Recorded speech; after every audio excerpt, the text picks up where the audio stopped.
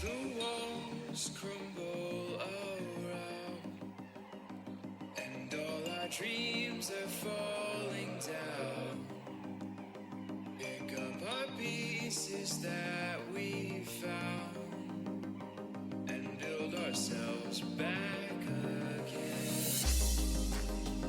As I try to let you in, we will be empty from within. The seasons change, we shed our skin until the comes to.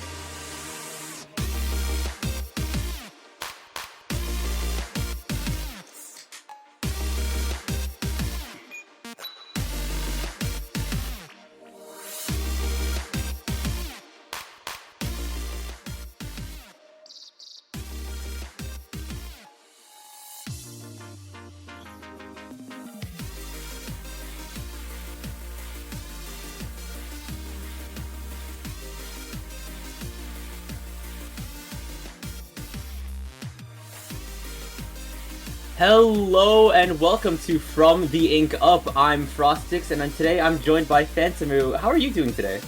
Hello, you can call me Tomu for short. People of find course. Phantomu a little long. I'm doing pretty okay. How about you? It's been very chill for me as usual. It's cold where I'm in, and I've kind of been inside for a while. But hey, nothing a good heater can't solve, right? Yeah, pretty sure it's cold for everyone right now. Yeah, true. We're mid-December. Nothing like getting inside, getting cozy, and playing a tournament. Oh, imagine. Oh, playing a tournament at this time would usually make your hands go really cold. True, yeah. Nothing a good heater or glove can't solve. So true. And I've been a while since I've played with. Actually, it's like, would I play with gloves? I don't know. That would mess up your input so hard.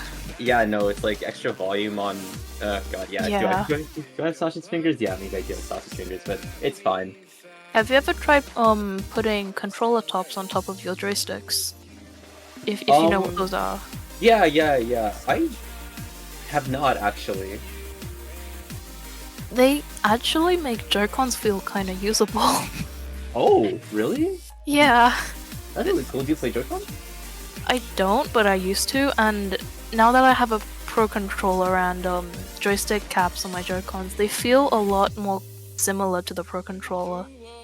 Yeah, I'm now realizing that like at least the joysticks on the Joy-Cons, they feel a little bit more shorter and in Yeah. terms of like length. The Pro Controller Joy-Cons are definitely a lot higher, if anything. Yeah. I do So, recommend it. yeah, besides infinite customizability. Yeah. Switch It customization is fun. is pretty like just controller customization as a whole. Wraps and funny tops. Sometimes you just get straight up custom controllers from a third-party website that runs you $150.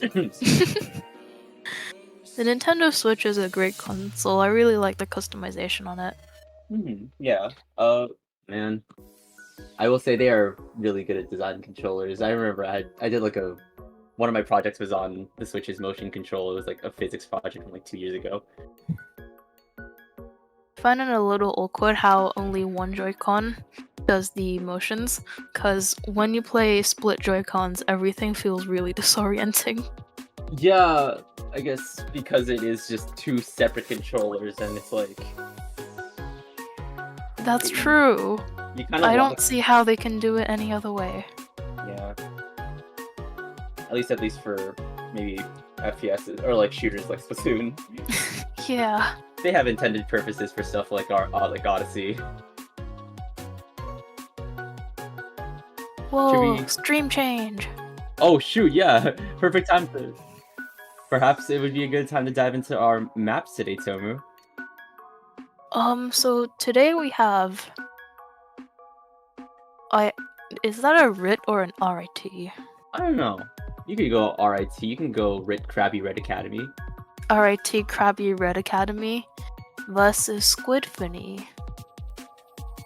Our next map on the set will be Rainmaker Crab-like Capital. This is great city, if you ask me. Well, it's really fitting because we got a crab team on crab leg. Oh, that's true. Yeah, I haven't really seen a lot of Krabby Red Academy, but surely you can see some crab coming out of it. Hopefully, there has to be. Yeah, yes. Surely they commit to the bit. Do you know any of these teams? Are you familiar with any of them? I'm unfortunately not familiar with anyone from Krabby Red Academy nor Squid Finny. I see. I've only heard Squid Finny's name, but I'm really not familiar with any of the members. Such could be the nature, but now's a perfect opportunity to get their name out there here. Yeah. Exactly here. Rainmaker specifically on Crab-like could definitely be, I mean, great city, high verticality, open space to get a lot of potential pop-off picks here. Wasn't there a checkpoint in a pit? Yeah, and that really leads nowhere. It's funny. I don't quite remember, but is it possible to do the Rainmaker jump from the checkpoint to the plat? That is a very good question. I can't help but feel like the elevation's just way too high. Like, I could imagine it being like that jump in Hagglefish, like the Rainmaker skip. Oh, the one with the checkpoint on the left side? Yeah. No. Oh, no? No. I mean Oh. the one in the middle. Oh, that one. Yeah, the one. Do you go just straight up to 10th? Yeah. Okay, perhaps, yeah. I've just always seen just Rainmaker on Crab like just going through the teams. I've just always seen the teams commit to hard right, but maybe something can change. Maybe I'll truly see that a Rainmaker jump, a Rainmaker skip if they hit the left checkpoint. It just occurred to me I was thinking of the wrong checkpoint. Oh. No, it was exactly what you were talking about. Oh. Okay. I kind of messed up my directions. I apologize for that. No, you're good. When I was visualizing Hagglefish, I did the whole like holding up my hands at the L shape to just orient my directions. I've never seen anybody go any other route on Hagglefish aside from the one in mid. Yeah, I mean, Hagglefish is, for better or for worse, a straight line in some instances. Rainmaker, except the path is a straight line with a bit of elevation. Yeah, and you have to go up with steps, but in reality you're not really moving left nor right, you're just going straight. Yeah. And I think Nintendo intended it for it to be taken on that switched ramp. But people just thought, yeah, we could cheese this. And they cheesed it. Yeah. Doesn't really... Oh, man. Are we really gonna delve into map design again? It's fine, I don't have that much to talk about when it comes to map design. I don't either. I feel like when it comes to map design, the community's kind of set it all down, and we've kind of like spoken our piece about it. I feel like there are a specific few people in the community that hyperfixate on map design, and I kind of just leave that to them. That's their job. Yeah. I mean, They've assigned that role to themselves. #1 map enjoyer. Yeah. I mean, if anything, those guys can cook up stellar map concepts. That's true, though. I can remember a friend that she made. I don't remember how long ago is it, but she made this map design concept and it looked really cool. Are we gaming? Are we gaming? It looks like we are gaming! And into game 1, we are seeing... is that a crab? I'm not sure if I'm seeing crab. I'm not sure if I'm seeing crabs from Krabby Academy. There's no crab. Unless, well, that's custom-headed, right? Custom-headed surely has crab. Okay, yeah, it has crab. It has crab. It does have crab. We are seeing Everything is Wellspring. okay. Yep. One pick immediately from Squidfinny right now. They are just potentially going to apply a lot of pressure immediately. No one's picking up Rainmaker so far. That's generally understandable. Right now, the opening couple seconds of Rainmaker is probably used to establish space here. It's looking like Rainmaker is going to be picked up by Squidfinny first, by Taco here. Not a lot of movement though. They're being really passive with the Rainmaker, which allows the other team to build up specials. Could definitely give them an opportunity to push in. It's right on the dime right there, Tomu. Jump-a-bar with that Tri-Slusher is already going in, and it's looking like Krabby Academy is going to hit the first checkpoint. They've slammed it down, and that decav is potentially going to move even more forward here. Watch out if you're the backline on Krabby Red Academy. They were playing a little passively, to a fault even. They died really close to the checkpoint, which allowed Krabby to get the first check. Exactly, yeah. But if anything, you gotta watch out for that Zuka coming in from Slater here. With especially with not a lot of space to move around with in that first checkpoint space, dying to Zuka could be potentially crucial if you want to just push the rest of them back. But that is a lot of progress for Krabby Red Academy. They let the Rainmaker sneak really far in with that, because... Oh, okay. They snuck really well. Nice. Well That's a played, cake. I guess? Yeah, that's Yeah, well played. Yeah, let's go. First game goes to RIT Krabby Red Academy. They knew the crab map was not winnable That's against true. the crab team. They didn't even pop a crab. Did you see a crab? No, I didn't. Oh man, not even getting to use their mascot on the crab map? You know they might have, but we might have just missed it. Yeah, true. It was especially where all the action is being condensed into a couple of spaces within that first checkpoint area and within Squidfinny's spawn. It could be hard to notice a crab. I love the advertisement in the middle of the stream. Oh, They're true. great. Oh man. Perhaps if you have not popped a chunk drink, perhaps it would be a good time too if you're somehow using the stream as background noise while you're in solo queue. Who knows? Perhaps this is a good time to be chunk farming. Or coin farming. Coin farming. Next up we have zones on Barnacle and Dime. Barnacle zones. That's, well, you got a lot of movement there as well.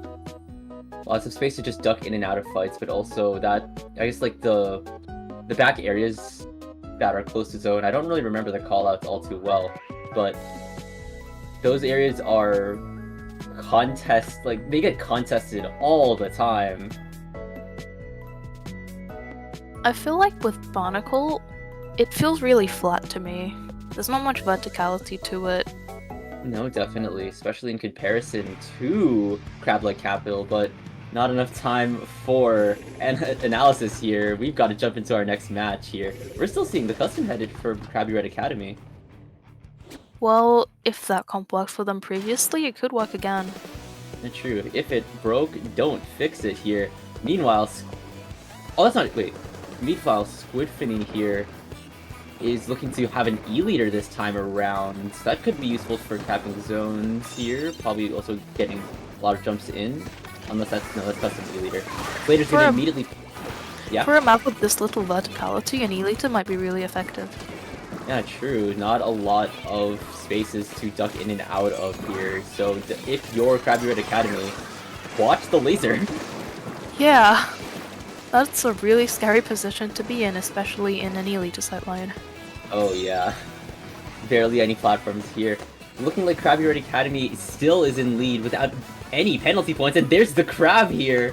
They do have the crab in their possession. Jump-a-bar is making a lot of presence using the attacking from below ledges, a slosher specialty here, and it's looking like the Cavitator is also holding the line with that big bubbler, very crucial within stopping pushes, just popping up space to provide just bonus choke points if anything. Oh, your mic kind of buzzed a bit, but I think it's fine now. Oh, my bad. It's okay. Squidfinny's currently going for special, but they're getting pushed by and threatened by Krabby Red Academy. if they can get anything going, they might be able to retake zone, and they do. They do, and that's probably in the probably in just the exact time they need to. Krabby Red Academy was at 14. They could have gotten another sweep on their hands. Don't count out Squidfinny yet. Well played on that splash there for not approaching the other team. Because it could have ended really badly if they did do that. Exactly here.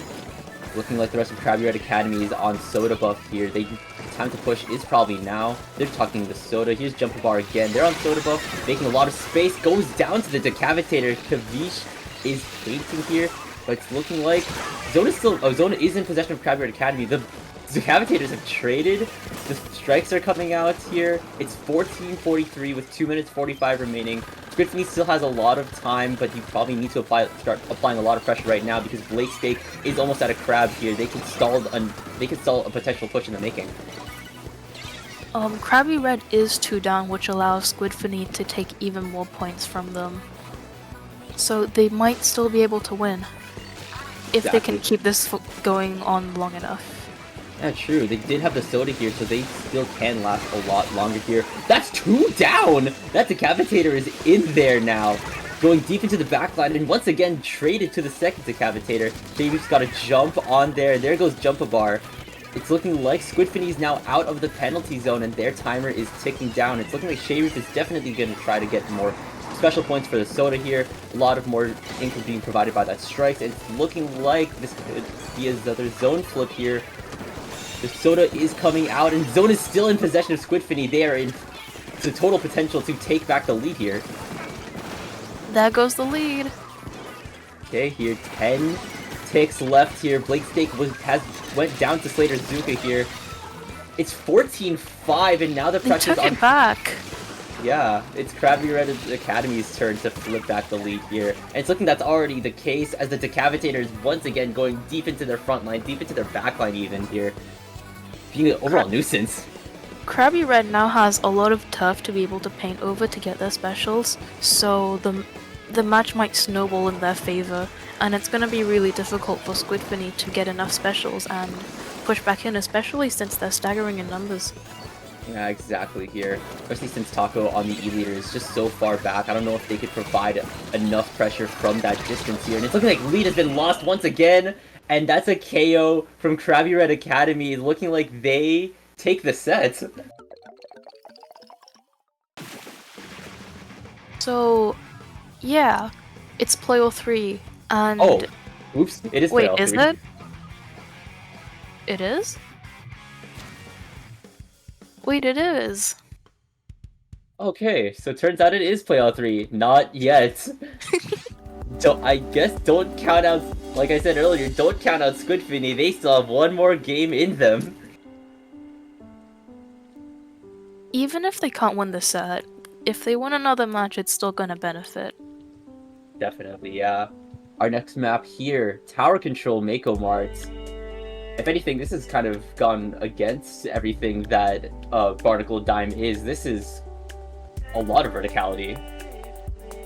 I'll be honest, I don't like this map. I don't either, I'm not gonna lie. I don't like... I'm not too fond of Mako. Just on any map. I like watching people play it, but I don't like playing on it myself.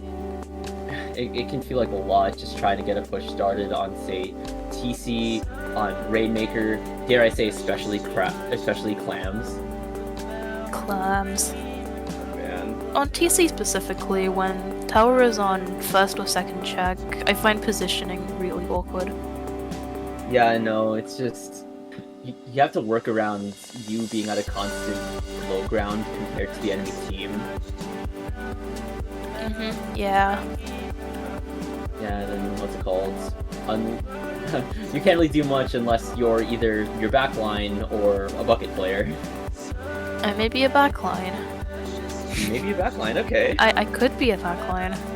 I mean, I could be a backline. Everyone could be a backline, and we wouldn't know. Yeah, everyone has the capacity in them to be a backline, I guess, but no more time for yapping. Time to get into the game here. Our final game of set 1. And it's Range Blaster. Like, yeah, Range That's interesting. Blaster. Yeah, Range Blaster on the side of Krabby Red Academy. We're seeing a Dreadringer on the side of Squidfinny here. Interesting change. Oh, a Dreadringer and a Ballpoint on the side of Squidfinny. Lots of change-ups here, Tomu. I do want to comment on the use of the bucket, the Tri-Slosher, because yeah, it is a cool weapon, but the main weapon is more of a slayer, so it wants to play more passively to be able to get consistent cores. Yeah, definitely here. The sub the sub weapon synergy could be a little bit awkward here. The Beach is in a really tricky situation. Cancels out Krabby Red Academy's Kraken from the CRB here, and Ceviche is playing from a really convenient angle for a bucket. And that's a revenge pick from that blaster here. They switched from the Cavitator to the blaster. Very interesting switch up. They'll be able to paint up special here. Ranger's going for a really aggressive play and popping Kraken. And Definitely. they were able to get, well, I'm not sure, but the splash went down on the other team. It's looking like the I'll CRB. assume it was from them. Yeah, definitely here. There's 2 down on Krabby Red Academies. Squidfinny could have this push started once again. It's 85-98, still potentially anyone's game. And here's that grab from Krabby Red Academy. Ceviche is in a really tricky situation, goes down to the CRB. Blake Stake is once going to find pressure from the backline with that ballpoint, but still going down. Oh, their teammate went down to the Crab. Excellent positioning probably on the Crab's end. Blake Stake did really well there to grab the Crab's attention, and that would allow their team to push in without being threatened. True, looking like that's the case now. That's already 2 down on Squidfinny's end. The Kraken has come out here, and that's probably really vital in at least contesting the tower on when you reach the first checkpoint and moving past that. They're managing to take the lead from Squidfinny, even if they've only just barely made it past the first checkpoint now. No team have their special up currently, and I don't really think anything significant is going to happen before any specials are used. Well, it's looking like a Crab is ready. Oh, that's 3 specials ready on Squidfinny's end. They have a lot of capacity. Here's the first one. The Reslider's going in, taking out the splash on Krabby Red Academy's end here. The splash Bucket's in a pickle. Yeah, that was a very tricky situation to be in as well. Deep into the backline in a 2v1. But they did draw the attention away from Krabby Red Academy. Squidfinny has now popped the Inkjet here. They're on cooler buff. They could potentially get this lead back as well. That was a really good cooler placement on their end. Everybody was able to grab one. Yeah, exactly here. But now's a really good time to at least get the lead back. It's 65-61. It's looking like Blake Stake's signature Crab manages to just halt that entire push, Tomu. That Reef Slider put themselves in a pretty bad situation by exploding in the middle of everything, because then they became the center of attention. That's true. Diverting attention can be a double-edged sword. Yeah. In this case, it felt like a case of tunnel vision. Yeah, I mean, this game is pretty fast-paced. We also come to tunnel vision some time here. Krabby Red Academy... Oh, yeah? Oh, Squidfinny was taking time to respawn, and this should allow Krabby Red Academy to get another push in, but they are 2 members down, but Range seems like it still wants to try and push the tower. Yeah, especially with how aggressive this player on Krabby Red Academy's been. Not just on the Cavitator, but with Range Blaster as well here. It's probably just a really good time to start pushing, and maybe not yet, but they still have the lead. It's 50-65, not too much of a margin, but a lead nonetheless. Honestly, neither are big leads at all. Anyone could still win at this point.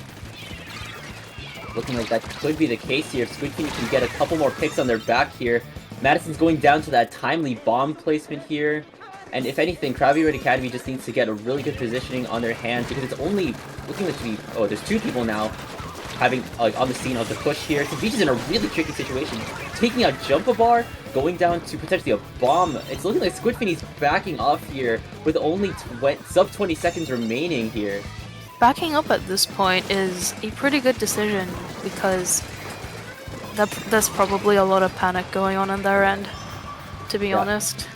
Yeah, definitely. With only 10 seconds remaining, you probably have to keep sanity going. Make sure you don't make any irrational tilt decisions. And yeah. They Krabby is 3 down though. Squidfinny can still win. Yeah, it's going into overtime now, and the rest of Squiffy are just tightly packed, making sure that whoever's riding the tower doesn't go down. Watch out for the bomb. Make sure someone can get on that tower before OT ends. Not looking like that's the case. They weren't cycling players fast enough. I think that was all there is to it. By that I mean, like, having players on the tower. Yeah, no, that's definitely reasonable. Making sure that it's not just one person on the tower, or else, Yeah. or else next thing you know, everyone else is highly pushed up while the rest of the team just takes tower and OT and closing out the game, closing out the set. The winners of this set are RIT Krabby Red Academy. Well played from both teams though, especially the last round. That was really close. Most definitely, I'd say so, Tomu. They somehow managed to just keep going, even within like really tricky situations, even when panic seemed to be at an all-time high, like you were saying, backing off, essentially just take like at least avoiding fights that were definitely unneeded. It's all still macro games. Yeah. But yeah, Squid Funny could have won. They definitely could have. That's true. Even if it was 2-0 by then, they still put up a really good effort. Let's say they tied. Let's say they tied for the culture! Yippee!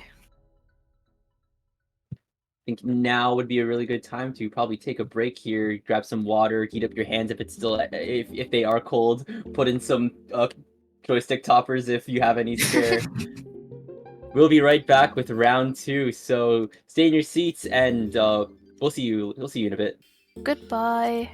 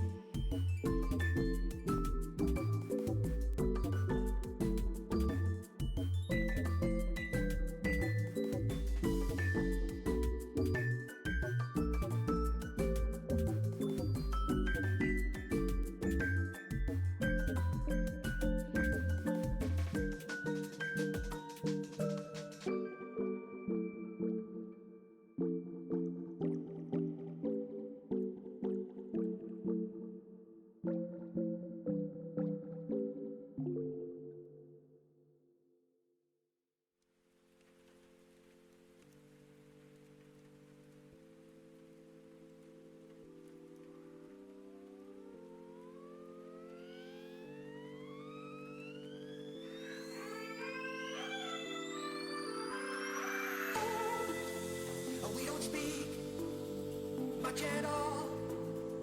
We don't talk about it all night long. Oh, not long ago, we were one team. Didn't talk about it all night long.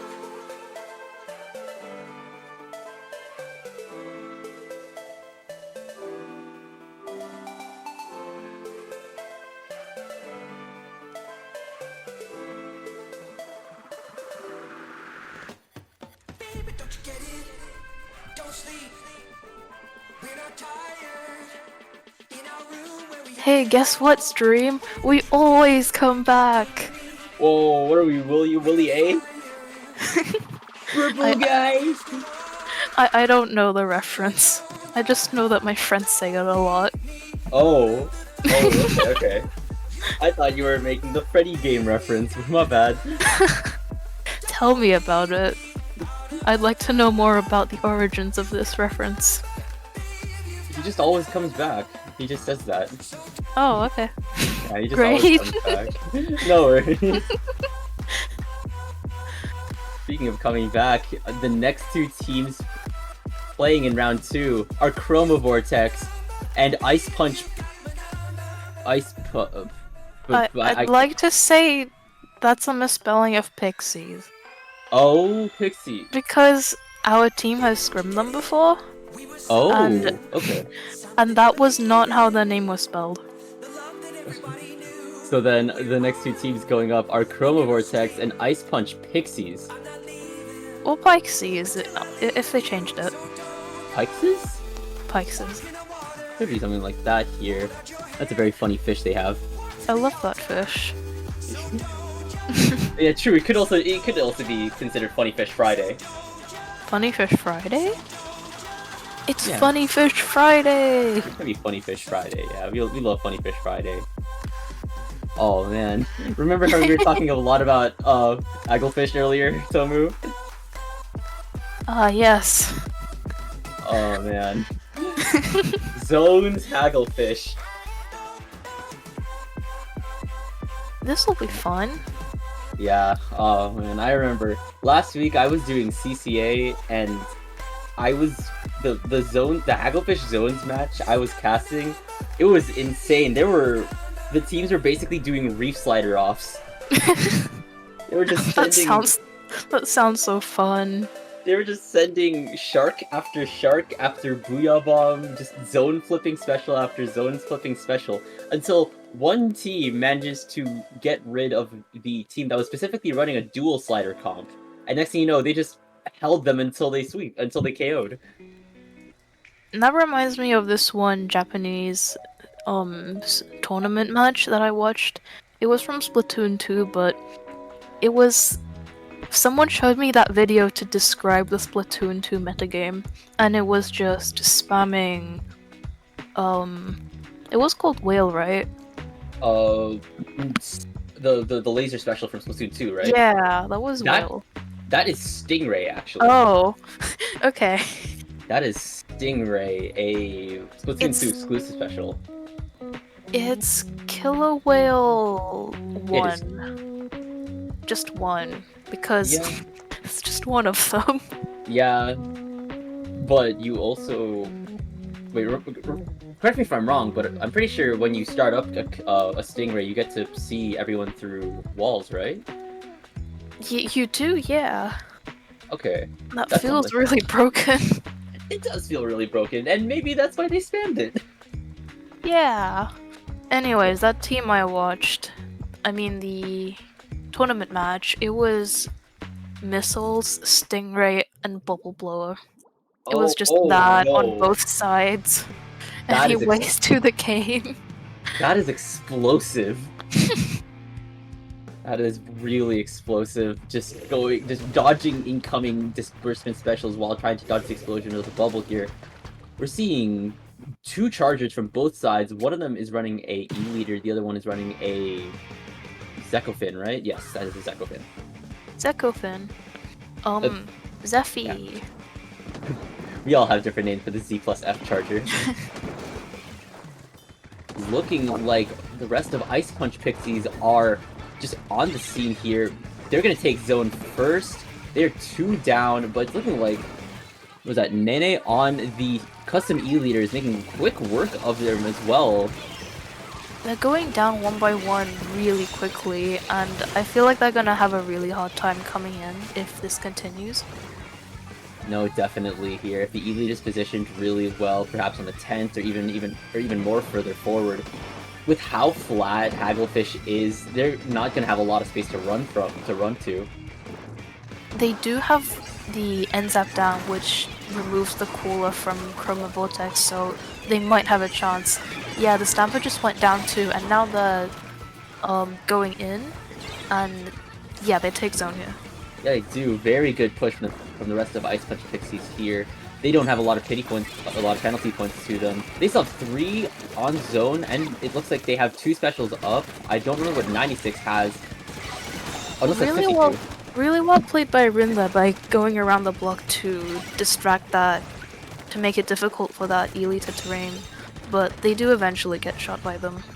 Yeah, exactly. Just the pressure that the rest of Chroma Vortex can provide here. Decav on front line, E-Leader on back, and then the rest of the bucket and the NZAP just making sure Zone is constantly painted and paint is always secured here. Jacob's going to take out Alpha with that strike. Zone is still in their possession. It's looking like their time is now going to start ticking away here. They're going to go past the 50 threshold here. Jousty being really aggressive, but well, they tried to, but it seemed like everybody just backed up. I mean, hey, moment of respite here. I guess so. If anything, perfect time to start building specials if you're Ice Punch Pixies here. The whales have already come out from the half gallon. Rin is in there. Jousty is in there. Nerdlet could get a good shot here on Inko. Not entirely. Nerdlet also almost has strikes. That's good for flipping the zone as well. Nerdlet is pretty far back, even for a backline. I don't think they were in range to be able to hit anyone. Yeah, especially if you are, especially if your backline opponent is an E-Leader. Oh, we just had a Ely to doing a little bit of rushdown gaming. Yeah, such is the nature of custom E-Leader and its Kraken special. And it's looking really aggressive play from Fola here. Yeah. Doesn't look like they were able to get any picks though, but it does stall a bit of time. Exactly. Decapitator is just one of those weapons that can just easily make their way through enemy ink and into their backline as far as possible. Not a lot of pressure still being applied though, as Ice Punch 50 take back Zone in a very timely counter push here. They could potentially get the lead back, especially since the margin isn't entirely too short in between both teams. No specials so far, aside from Nene, who pops the Kraken now, just right on time. Jousty's gonna pop the Whale, and the strikes are coming in from Chroma Vortex here. Alpha's gonna go down to Nene. Nene's gonna go down to the bucket now. It's anyone's game. I really like the placement of those strikes there, because it helped Nene safely get out of the Kraken. Well, that's what it would have been like in theory, but they did still die. I mean, covering for a special, like, covering for a weapon like E-Leader, especially being out of position as an E-Leader is deadly here. Yeah. I really did like the placement of those strikes. Really good play if you're on the side of Chroma Vortex. Jousty's gonna go down to the bucket now. They're just positioned on that tent, taking picks from above. It's 2 down on Ice Punch Pixies. That's 3. This could be a wipeout in the making, but it's looking like I'm not sure who that was. It was probably the half gallon that probably made it out in time. Draco's gonna go down to a very unlucky bomb placement here. Soda buff on the rest of Chroma Vortex. The strikes are coming in from Ice Punch Pixies. Not a lot of paint covered as they now have lead. Deadly devious snipe on Faller here. That's second. A double kill. Exactly. Strikes on this map can feel really deadly because if they can create a smokescreen wall, and since this game is so quick, anything could happen and people could change their positions and suddenly you're really lost in what's happening. Yeah, vision is a very underlooked aspect of competitive matches if we've learned anything from Splattercolor Screen. Faller, once again, in there like swimwear, just making sure the rest of Ice Punch Pixies can't push as Chroma Vortex takes game 1. Well played, well played. GG's, Chroma Vortex. Ice Pixie still has 2 games to catch up here. It is play all 3. You've got all the opportunity to show yourself off. Let's wave to them. Such a goated victory pose. Yeah. I really like the I like the silly victory poses are always really fun to see. Although I am a sucker for the over exaggerated cool ones. What's your favorite one? I've mostly rocked just I think it was the one called just the one being called. It's like something like Stay Chill. I think I don't know because that's the cold one. Yeah, the one where like you shiver for a bit and then you hit a pose. I remember that just being shivering and never stopping shivering. Oh. Yeah, I don't think they ever stop shivering. It could be that. Yeah, they shiver and squint. Oh. I find it oh. really funny. He's just gonna. If you're cold, they are cold. Let them into your house. To win Splatoon, you need to get the opponent's IP address. No, no, you do not need to IP grab. Don't do this, by the way. That was Please a don't. joke. Please don't IP grab. Our next map on the set is Rainmaker on Scorch Gorge. Whoa. That is definitely something here because there, once again, like a lot of other Rainmaker maps, this kind of has an ideal route, considering that the secondary route requires you to walk on grates. We have really powerful backline positions on this one. Definitely here, the chargers here, if they do choose to stick with their charger picks, could be very vital in this match. And I wonder if the backlines are going to go for playing on the ramp or on the tower things. Snipe, yeah. Could be ramp, could be snipe. It could just both be in a Honestly, both positions work. Yeah, definitely. They both have really good vantage points at the map. Wait a second. Something. They just went on holiday. It's fine. Yeah, true. They just need a break. Yeah. Looks like a little bit of a communication error on perhaps the team's end, perhaps the streamer's end. Who knows? Let's blame Windows 11. Let's blame Windows 11. Yeah, you're right. Yeah, we love blaming random things. I've Okay, not gone. that's definitely a replay though. They didn't even get to start. Yeah, no one even spawned in. We didn't even get to see their comps. We didn't get The to replay was decided before they were even birthed. It was predestined. The glorious evolution is destined. Oh, start your own MLM with Mega looks- Man. Okay, like ignoring the text, that looks delicious. Oh man, yeah. Not a lot of credit is given to food design in video games. Shout out Monster Hunter. I don't know what Monster Hunter's like. Splatoon food looks great though. I really want to try the juices. Yeah. Oh, The smoothies.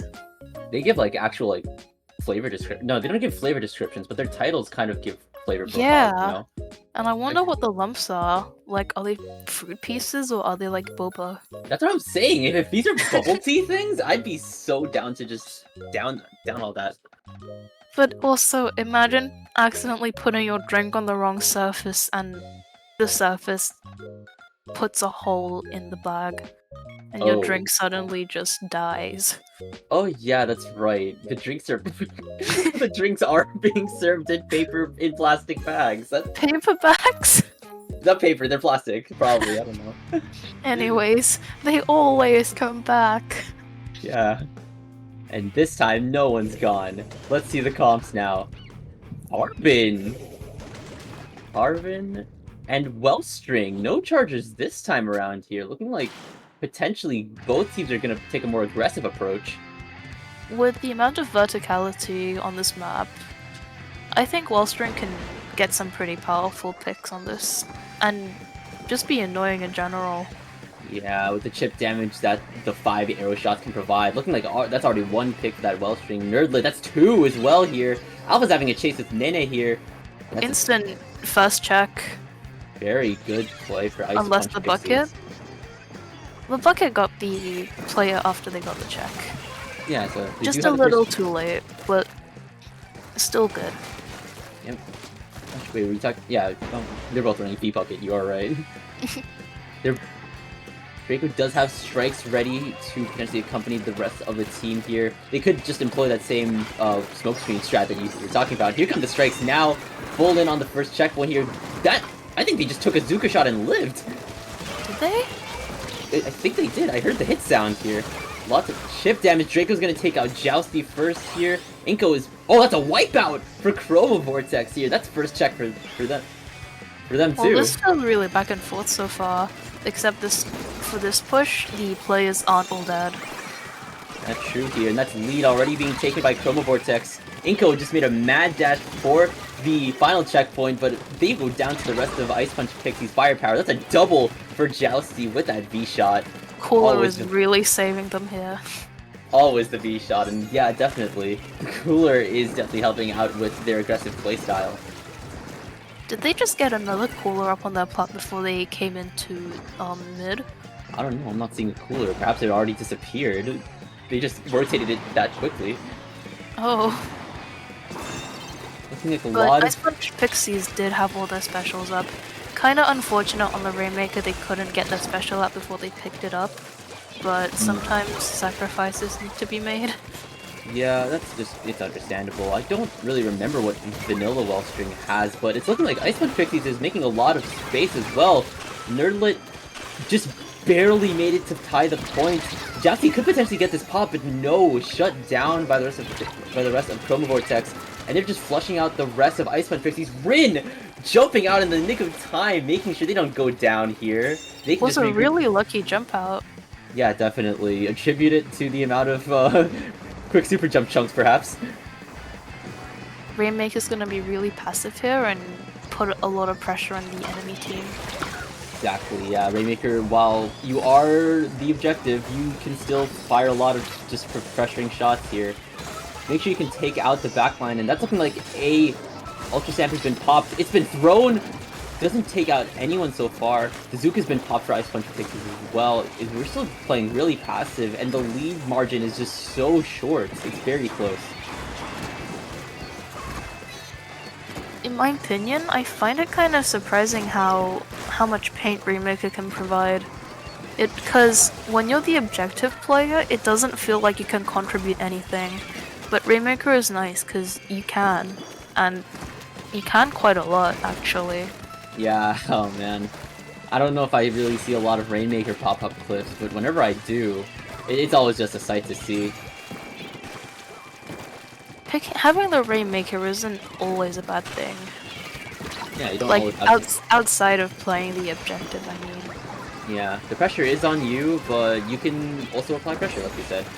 The Crab has been popped. The strikes are coming out from Chroma Vortex here.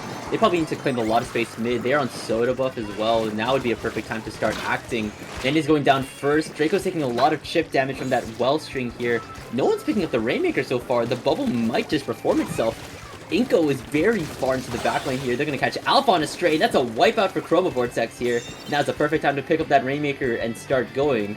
They're gonna be able to push really far in with this. Ice Punch Pixies just got wiped out, and it might... Yeah, they're gonna be able to extend their lead by a little bit.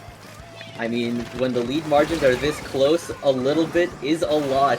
And the pressure is still on Ice Punch Pixies. Faller tried a couple Zuka shots. The Soda's there as well, and they're still on Ice Punch Pixie's doorsteps. Faller, with that carbon, goes down to a trade with the bucket by the looks of things.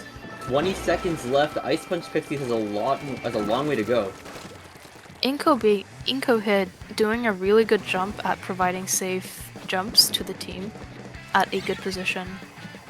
Exactly, they're just cycling in, making sure they can still have a lot of dominance over paint and over the map. Overtime has begun now. If you're Ice Punch Pixies, now would be a really good time to secure some picks to make sure your push past mid is at least unhindered.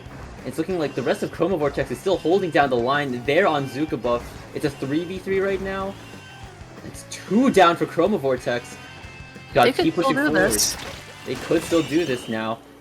Not just yet. It could. I think forgive me if I wasn't really following all too surely, but Chroma Vortex takes game 2. They're waving to us again. They're waiting Hello. to us again. That's a fist bump too. Hop off, Inko. Hop off, Draco. But yeah, play all 3. Play all 3. Clam the Museum. Oh man, Clam Museum. Oh man, it's like Clam Museum also feels like a map that I don't like. I like tower peeking on the Museum Spinner as a backline.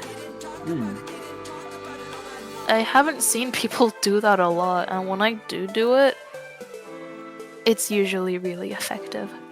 Interesting, yeah. Nobody Constantly- expects it, and I find it kind of funny. Constantly staying within cover and then like jumping in and out of cover, providing your pressure as a backline, really useful. What does that add? Sublime. Oh, it's sublime. Sublime. Sublime.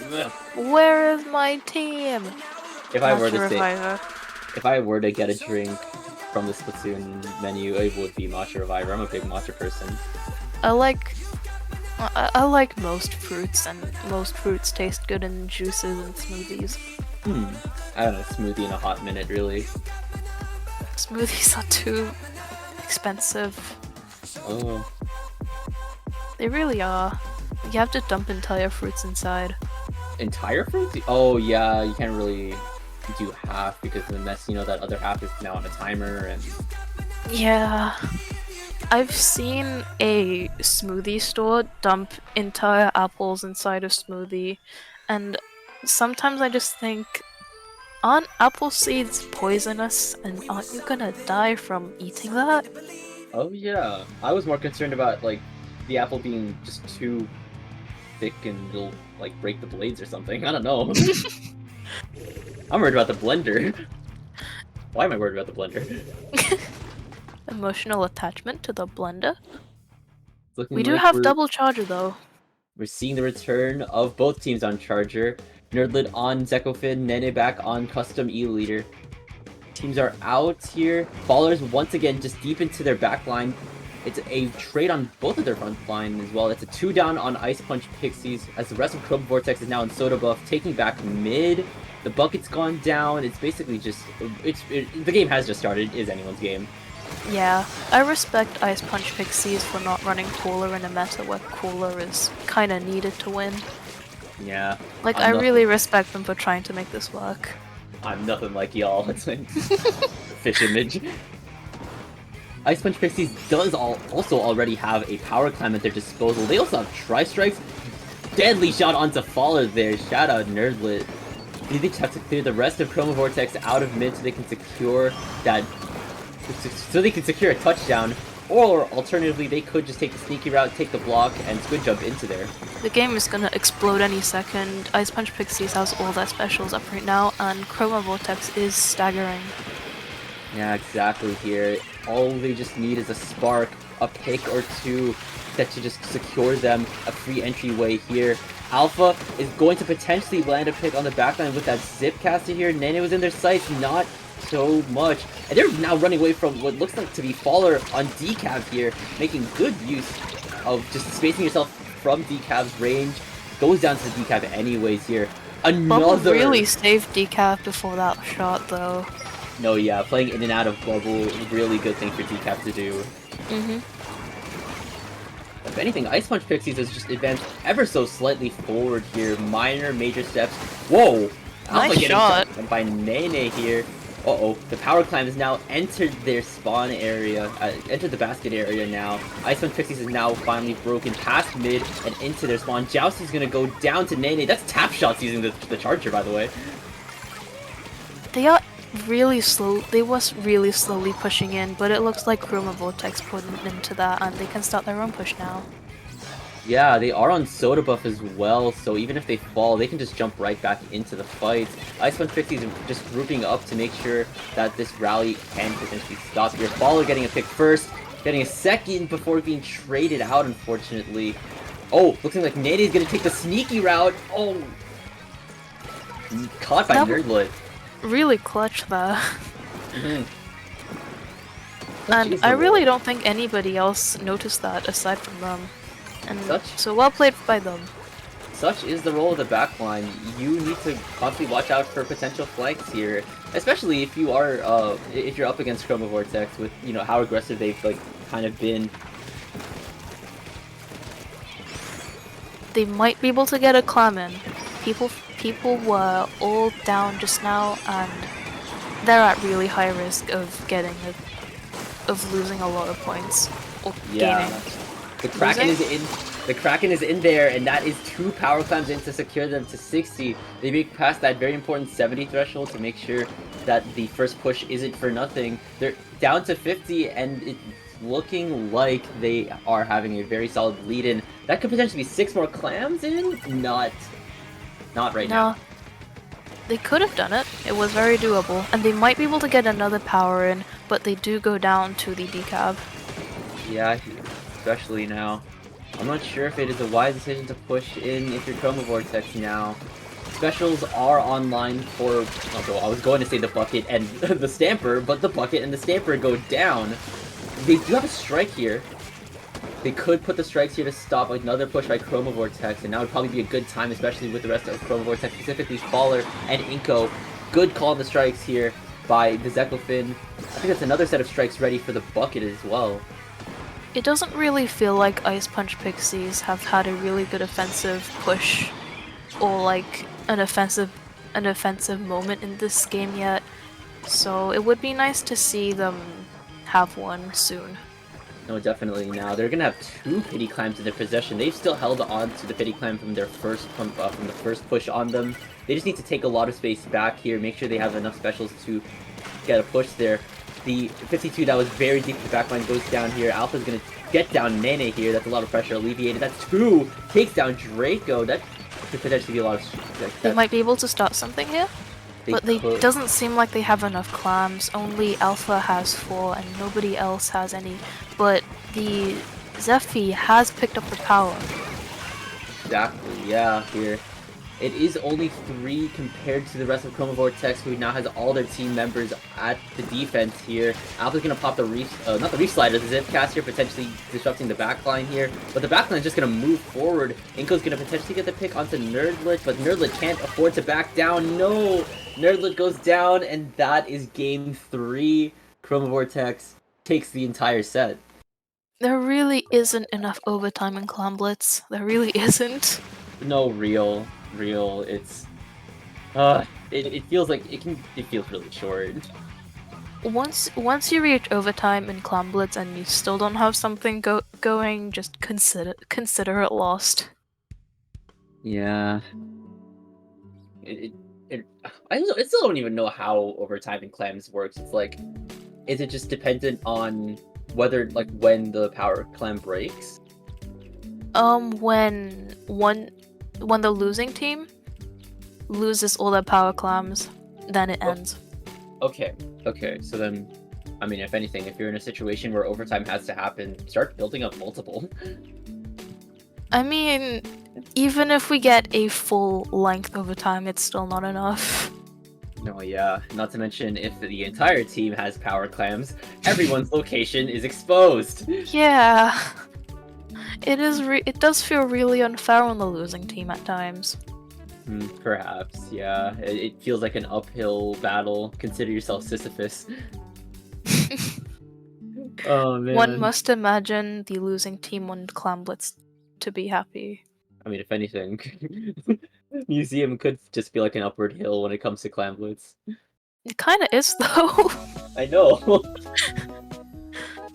Maybe you've been yeah. the entire time. I believe we're going to go on break now. Of course, yeah.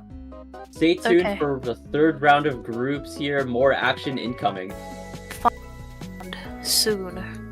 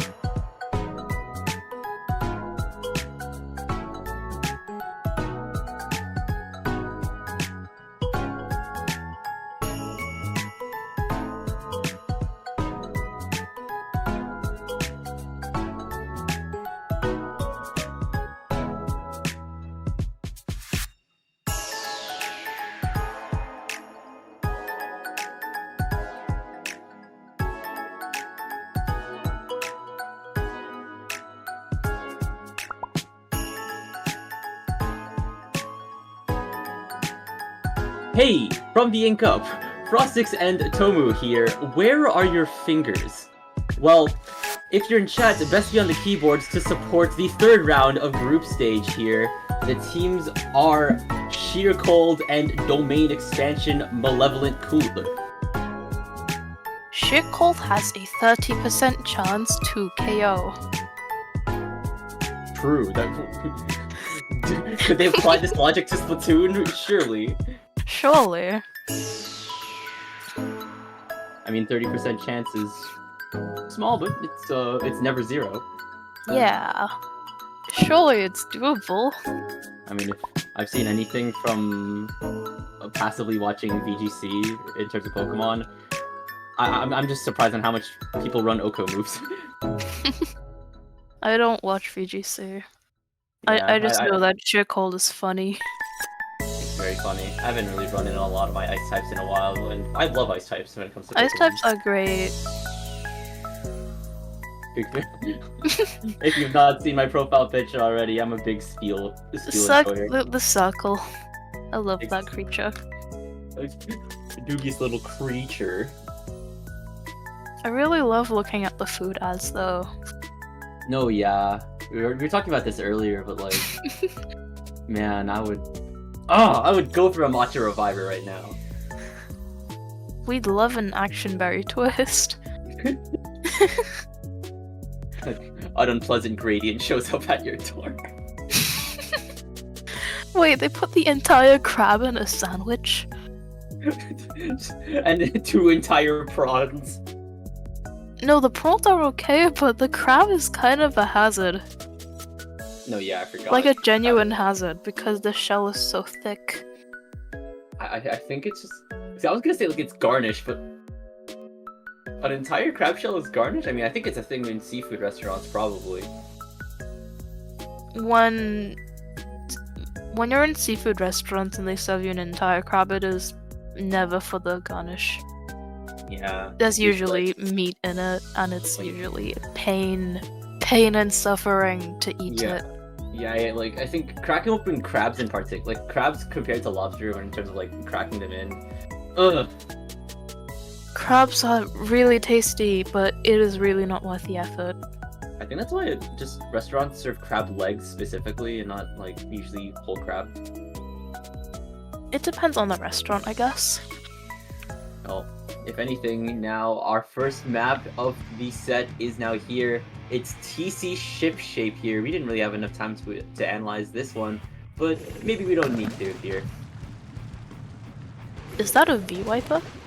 V-Wiper is base. Is that another V-Wiper? V-Wiper.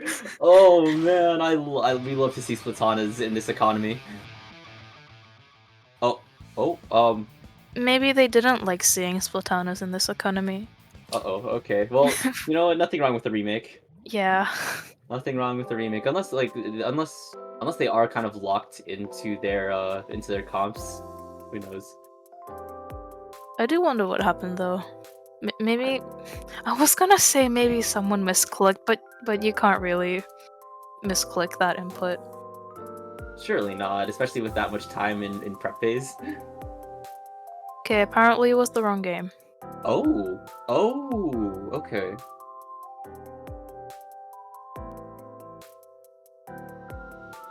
Okay, they had Alpha Bravo set wrong, and then the code would be backwards on stream, of course! Sometimes it happens. It's fine. Yeah, it happens to the best of us. Only you, after all.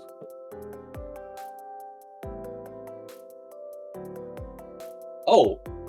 Oh, actually, wait, I'm just realizing the switch up. Is it a switch up? No. Now we can probably talk about the map, if anything. Yippee! PC ship shape. We're going into game 1 again. V-Wiper is still here, us and Octobrush. And a tent. The economy remains unchanged. Actually, if anything, it's just that we probably saw Sheer Cold first off. But yeah, It is really interesting to me that the brush is not running Stealth Jump. You know what? Oh! Oh! What Oh! the? Jonas potentially with a 3-piece? The magic bounce back the Shickle. Okay, I'm Oh sorry. Wipeout as well? I mean, if anything, is a 30% chance of knockout strong enough to break the domain up to the level and cooler? Sully's going down to Toki here. A lot of good plays with the Wiper. We love to see Wiper in this economy. Devious shot into that tent here. Gulia is just riding this tower past the first checkpoint into the second with a 30-95 lead. Getting a really nice snipe there. Exactly here. Toki's just still going here. That's another pick on... Another pick. It's actually just a trade. But Sheer Cold is potentially looking like a lockout here. That was fast. It's okay, they just didn't hit the 30%. It's okay, yeah. They can just hit it. They hit it next game. True. Yeah. They hit it next game. What I found really interesting was the attention wasn't focused too much on the tower when it was being pushed. It was more so focused on the other members of the team. Oh yeah, it's just when you have a weapon that is just as annoying as Wiper, with its survivability, with its painting, with its painting ability, with its sub combination, and well, maybe not truly synergistic, but still having Stamp as its special, it can stay alive and just make a lot of just solid plays to keep attention off of objective, as demonstrated by Malevolent Cooler. Was Hammer upgraded so you can't kill it from the front anymore? I don't know. It's truly Enigma with that special. The wonkiest special in the entire game, though. You never really know. Initially, you get a really good 3-piece in which you just go hammer time, get a couple of picks in it, to get a lot of picks, being completely uninterrupted. Next thing you know, the time you do it again, you get shot down by a Hydra. Yeah, it'd really be like that. Yeah. It could be a really good special if it was more consistent. Yeah, not to mention it was kind of occupying the niche that... well, I think when it was introduced in Splatoon 2, it kind of was occupying the niche that Kraken had. So something I found really interesting was... So you know how Wellstring has Hammer? Yeah, Wellstring has Hammer. Yeah, I saw someone using the Hammer on the Wellstring as just a bigger projectile. Well, yeah, nothing yeah, like it. No, as in like getting Hammer, popping the special and immediately throwing it. I mean, I play Wiper a lot, and if anything, I also throw Hammer as soon as I pop it. Oh, that's interesting. It's... Well, at least, okay, within my perspective as someone that's played Wiper a lot, it's much needed range within a weapon that is kind of outclassed by the rest of its weapon class. Hey, fun fact. A hammer throw has the same trajectory as a fully charged tri-springer shot.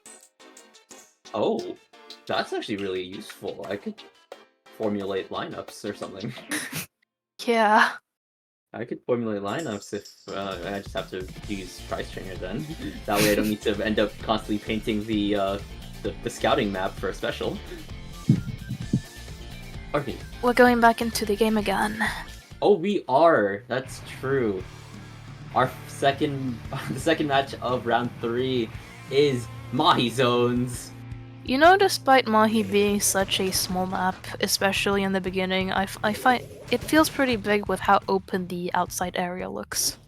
Yeah, especially once the water drops, it kind of just feels like you're fighting either in the zone, like the area close to zone, or the area away from zone. And It does especially kind of look like we're losing the wiper on Shickold. Oh yeah, that's true. They swapped to either a Decav or a Dread Ring here, but the Octobrush remains resilient in their pick here.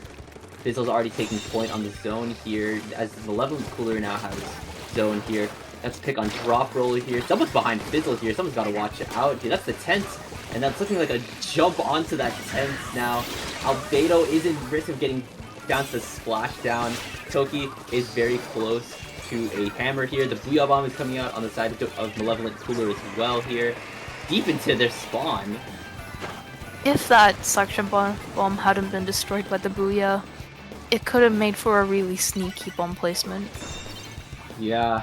Sheer Cold's just immediately gonna clap back though, getting a 2-piece, and then immediately taking zone back. They're already out of their penalty points since they just lost zone very early on here. They just need to stand their ground here, make sure they can work around Toki's hammer here, because that can immediately cap zone, or just wreck your backline, as was what we're seeing from Toki on Malevolent Cooler. They're immediately gonna take back zone here. It looks like Shirkold's gonna have to play really passively because they don't have a cooler. True, do not have a cooler here, so they don't really have a lot of utility on their side as soon as they get a large wipe, as soon as they receive a large wipe here. Sully has the Re-Slider here. They're going to get a really good pick onto Fizzy, who has done Blaster. That's 2 down for both teams. The zone is now lost, but Jonas is going to immediately clap back, taking out the Dreadringer, and they're going to remain in control. Shirkold will have to have all their specials, in my opinion, if they want to be able to push in again. But Albedo does get a pick, and that does let them push in, surprisingly, with no specials. And now Malevolent Cooler is staggering. Exactly, yeah. 56 penalty points here. That's a long way to work around if you want to get that closeout. Toki doing the flank? They get the trade on to the Decapitator too! We love to see Wiper in this economy. Interesting maneuver. Yeah, interesting maneuver there. But Sheercold is now out of their penalty zone and is counting down here. They just need to keep applying pressure onto the Malevolent Cooler. They're on Soda Buff. They're going to put out a Booyah Bomb here. Sully does have a Re-Slider here. That's going to be popped. That felt like a Panic Slider here. Hama barely missed that there. Oh, but now they get them. Oh, Commentator Spirit gets the best of them. For real. Looking like Drop Roller got a 2 pick of their own, but I think just because of that Cooler buff, the rest of Malevolent Cooler just immediately came back onto the scene. Looking like most of the zone is in control of Sheer Cold. It's once again in their control here. Really good pressure by Drop Roller with that Octobrush, getting someone on the ledge as well here. Watch out for that splash down here. That's going to immediately cap zone. Malevolent Cooler is missing their backline at the moment, and their Wiper and their Blaster, so Sheercold's gonna be able to hold the control for a bit longer. No, exactly, yeah. You need to make sure that your backline is there to at least cover the kills that you just end up missing due to tunnel vision or something like that here. They're getting ever so closer to closing out that, if anything, what's it called? Sheer Cold is really good at trying to counter back any flip specials. We've seen a lot of Booyah Bomb coming in from Malevolent Cooler, but that's kind of that could be counteracted by Sully's Reef Slider here. Really tricky situation for Sully to be in there, dropping into a fight where the entire enemy team is. Yeah, once one member on that push, one member of Sheercold died to that push, they couldn't really do anything. And it is unfortunate on them that all their members did end up dying. Yeah, it's okay, Well, 48 seconds remain on the clock. They've lost control once again. Sully's gonna go down to Fizzy's, splashdown here. They're on soda buff here. Maneuvering in and out of drop rollers. Octobrush still goes down to it though. Malevolent Cooler is going to drop down another Booyah Bomb here. The Octobrush is down. It's looking like they are closing on to a KO. That's game 2 to Malevolent Cooler. I just noticed, wait, Brush wasn't running Drop Roller, right? I guess initially, yeah. Did they ever change it up second round? Okay, hold on. I need to look at that setup again, because I don't remember if they had Drop Roller or not. Yeah, because like I think probably towards the end of the game, you saw someone use Drop Roller, right? I saw someone called Drop Roller. Yeah, it's just But is Drop Roller using Drop Roller? This is the real question. Because if I remember, that fight it was like a duel between Drop Roller and who I was assuming to be Fizzy, because Fizzy was on Blaster. So I'm not sure if the Blaster rolled or the Brush rolled. One of them rolled, and I think that's the best answer we can get right now. One of them could be staying true to their name, if anything, especially if you're Octobrush. Drop Roller is nice to have. Yeah. Really nice to have, especially with that. What's it called? Zip? Yeah, with Zip. You're Oh jumping yeah, back now that I think about it, it might be better than Stealth Jump. And that kind of answers my initial question. Oh yeah, why is it not running? Yeah. Inkblot clams here. While supplies last. Limited stock on clams? Oh, on Inkblot. Okay, yeah. Wait, what? I thought the limited stock was applying to the clams. Hold on, they're selling Inkblot? I mean, yeah, there is only one of them, so I guess it is limited. Sure, yeah. This is suddenly a real estate poster. Real estate. We are auctioning off the entire university. This is great. Clams on... Have you Clams noticed the sea of drinks on the previous ad there in the background? Which one? Where is it situated? In the bottom corner. It's like blurred out. I think I see that, yeah. Oh, that's cool. The last two maps are... they say out of stock there. It's not best of 5. Or it's not play 5.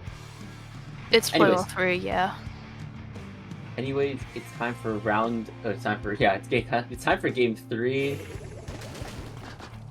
We're gonna be seeing the same comp as usual. We're seeing the Tent, Viper, Red Ringer, and Brush. We're seeing...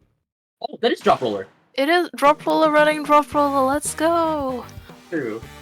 Surely the stars align here. It's game 3. Perhaps that 30% chance to one-shot can finally kick in for Sheer Cold. Imagine if Sheer Cold could be magic bounced, though. But I mean, if anything, Sheer Cold's just moving in. They're already at the front line here, but Malevolent Cooler just immediately popped in a power climb to their back line as Sheer Cold is way further from their own basket to defend. They might be allowing someone to sneak in, but the basket does close before they could do anything. Yeah, here. They do still have their power climb, as well as a second here. Maybe Malevolent Cooler put themselves in a worse situation than they think. They're sending the Reef Slider, the Hammer in, but both power climb carriers go down, and that's direct onto Drop Roller as well. Malevolent Cooler with a stellar defense and a stellar offense. It was a really really good positioning on the tent to be pushing up from the side there, but it was kind of unfortunate for them that they were instantly spotted.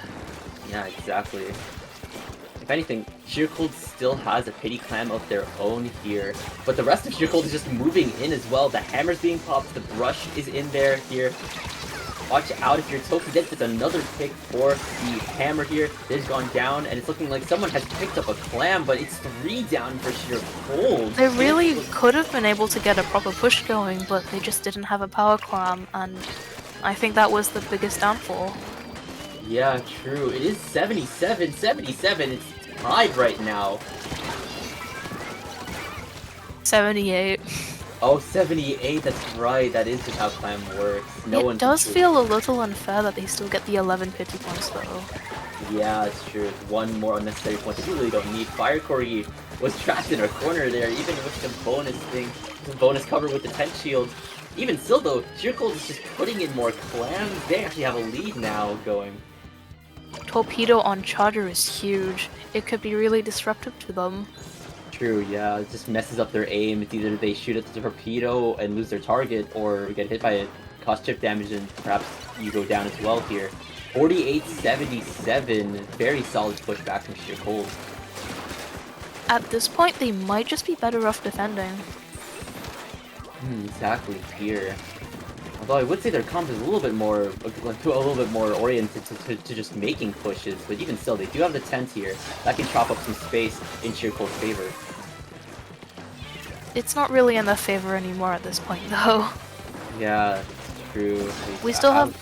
They still have a reef slider, so they can somehow prevent the upcoming push. It's looking like the reef slider has been popped, and so have potentially the rest of Malevolent Cooler. That's 3 down. They're dialed in all of a sudden. Hello, They Sheer might Cold. be able to win on this one, but it really does look like the lack of cooler is affecting their performance and their defense. No, definitely, yeah. It was very evident on, say, zones in the first round, but surprisingly, it's affecting them less on clams, which is very interesting. I kind of just saw Malevolent Cooler instantly respawn, and Sheer Cold still being like 2 down. Yeah, that is just the impact that Cooler has, but Albedo popping in with the hammer, making sure that no one in Malevolent Cooler can get past mid. The Wiper battle? Oh, Wiper off, hammer time here as well. Oh, but Toki claims 2 targets as well. Albedo is just kind of on the back line, and they now have their soda up here. This is potentially a push being started from Malevolent Cooler. They have no power clan though. They might be able to turn their match around, but Sheer Cold could benefit from Malevolent Cooler's panic and punish more of their misplays. Exactly right now. Sully Really aggressive special there from Sully. But if anything, it wasn't for nothing, as Albedo just slams that power clam in for another touchdown, putting in more clams to put it at 39. They're 10 points further now. Drop Roll is providing more pressure with that zip caster here. If anything, that's just a really good time to just recollect clams, as Sully's been doing here. Another power clam in the possession of Sheer Cold with 20 seconds remaining. I do wonder if they're trying to get more points in, or if they're just going to play defense now, though. I mean, if anything, Malevolent Cooler has a lot of power clams in their hands, but they're all going down to the rest of Sheer Cold. More power clams go in. The push is still starting for Sheer Cold. They're getting flushed out by the rest of Malevolent Cooler. They have a power clam in their possession. The rest of Sheer Cold is gone and respawning for a while because they don't really have soda here. The Tri-Strikes have gone in, and they're going to put in 1 power clam in. There's a pity clam at base waiting as well here. With how the numbers were looking like earlier, it might be possible. Okay, never mind. Oh, they are not winning. The wipeout from Sheer Cold. They clapped back finally. The 30% has happened. It wasn't really a one-hit KO though. I mean, good enough. Still a win. Let's go, Sheer Cold. Even still, a 1-2 or 2-1 total set. And that is round 3 of group stage, and that's the last we'll see of group stage as we are going into gold bracket next. Really well played on Sheer Cold, especially in the last match. Yeah, especially considering they were running all of those matches without Cooler. Yeah. Without Cooler, and they still managed to provide, like, I think they had like 2 wipeouts that match. They did. That was Ooh, really cool. And we also got to see Wiper's economy, so Yeah, big ups on yippee! both teams for showcasing how this weapon is still very, very possible and can be run. Something I really like about low level is the weapon diversity. No, yeah, we've seen. We've seen I stuff wanna like say that. I wanna say everything. Like, But that's not true. hmm. I mean, yeah, we've seen like a lot of the usual suspects. I mean, we've seen like a little bit more as well. Saw a couple crab things. We saw a couple crab things in the Age of Pencil, so.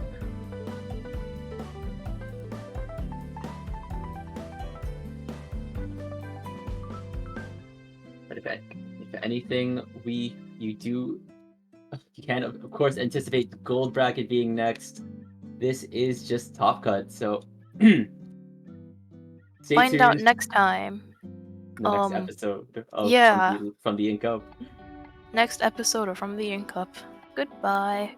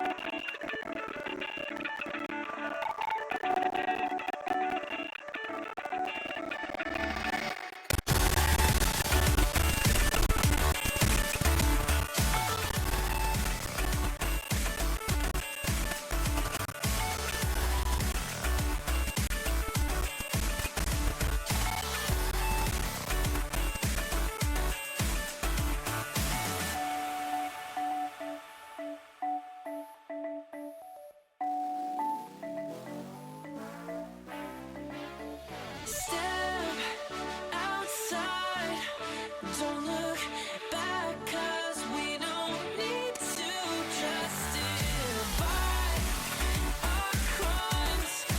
Who are you to say it's It is time for Gold Bracket, and no longer are we doing play all three, it's best of 3 here. Yippee! Alright. So our matches could be a little shorter or longer, depending on how the teams play. Speaking of our teams here, the first 2 teams to go up against each other in Gold Bracket is Double Bubble and Rainfall. Yippee! I- Catboy! Oh, wait, Okay, I don't know why that was the first thing that caught my attention. Pattern Yeah. recognizing Rain. Rainfall and Double Bubble. I really like the names. I really like the wordplay on both of these names. You just get it when the teams play into Splatoon's nature of making puns. It would be really nice if Double Bubble could run, well, 2 Double bubbles? Bubble.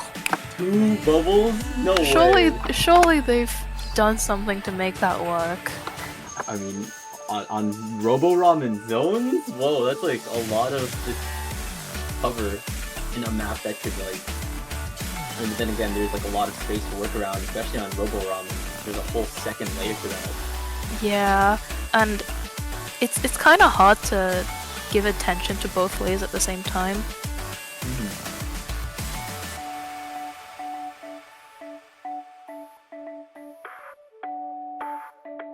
Oh wait, Yeah. I think the maps have changed.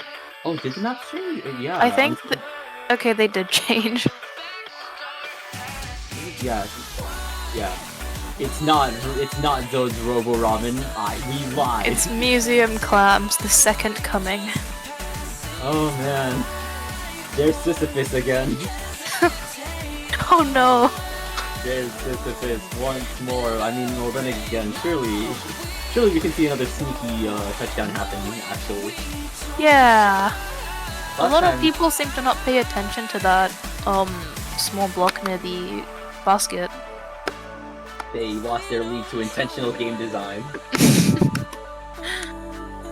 Yeah. But I guess intentional game design is for one of the teams to at one point lose their lead.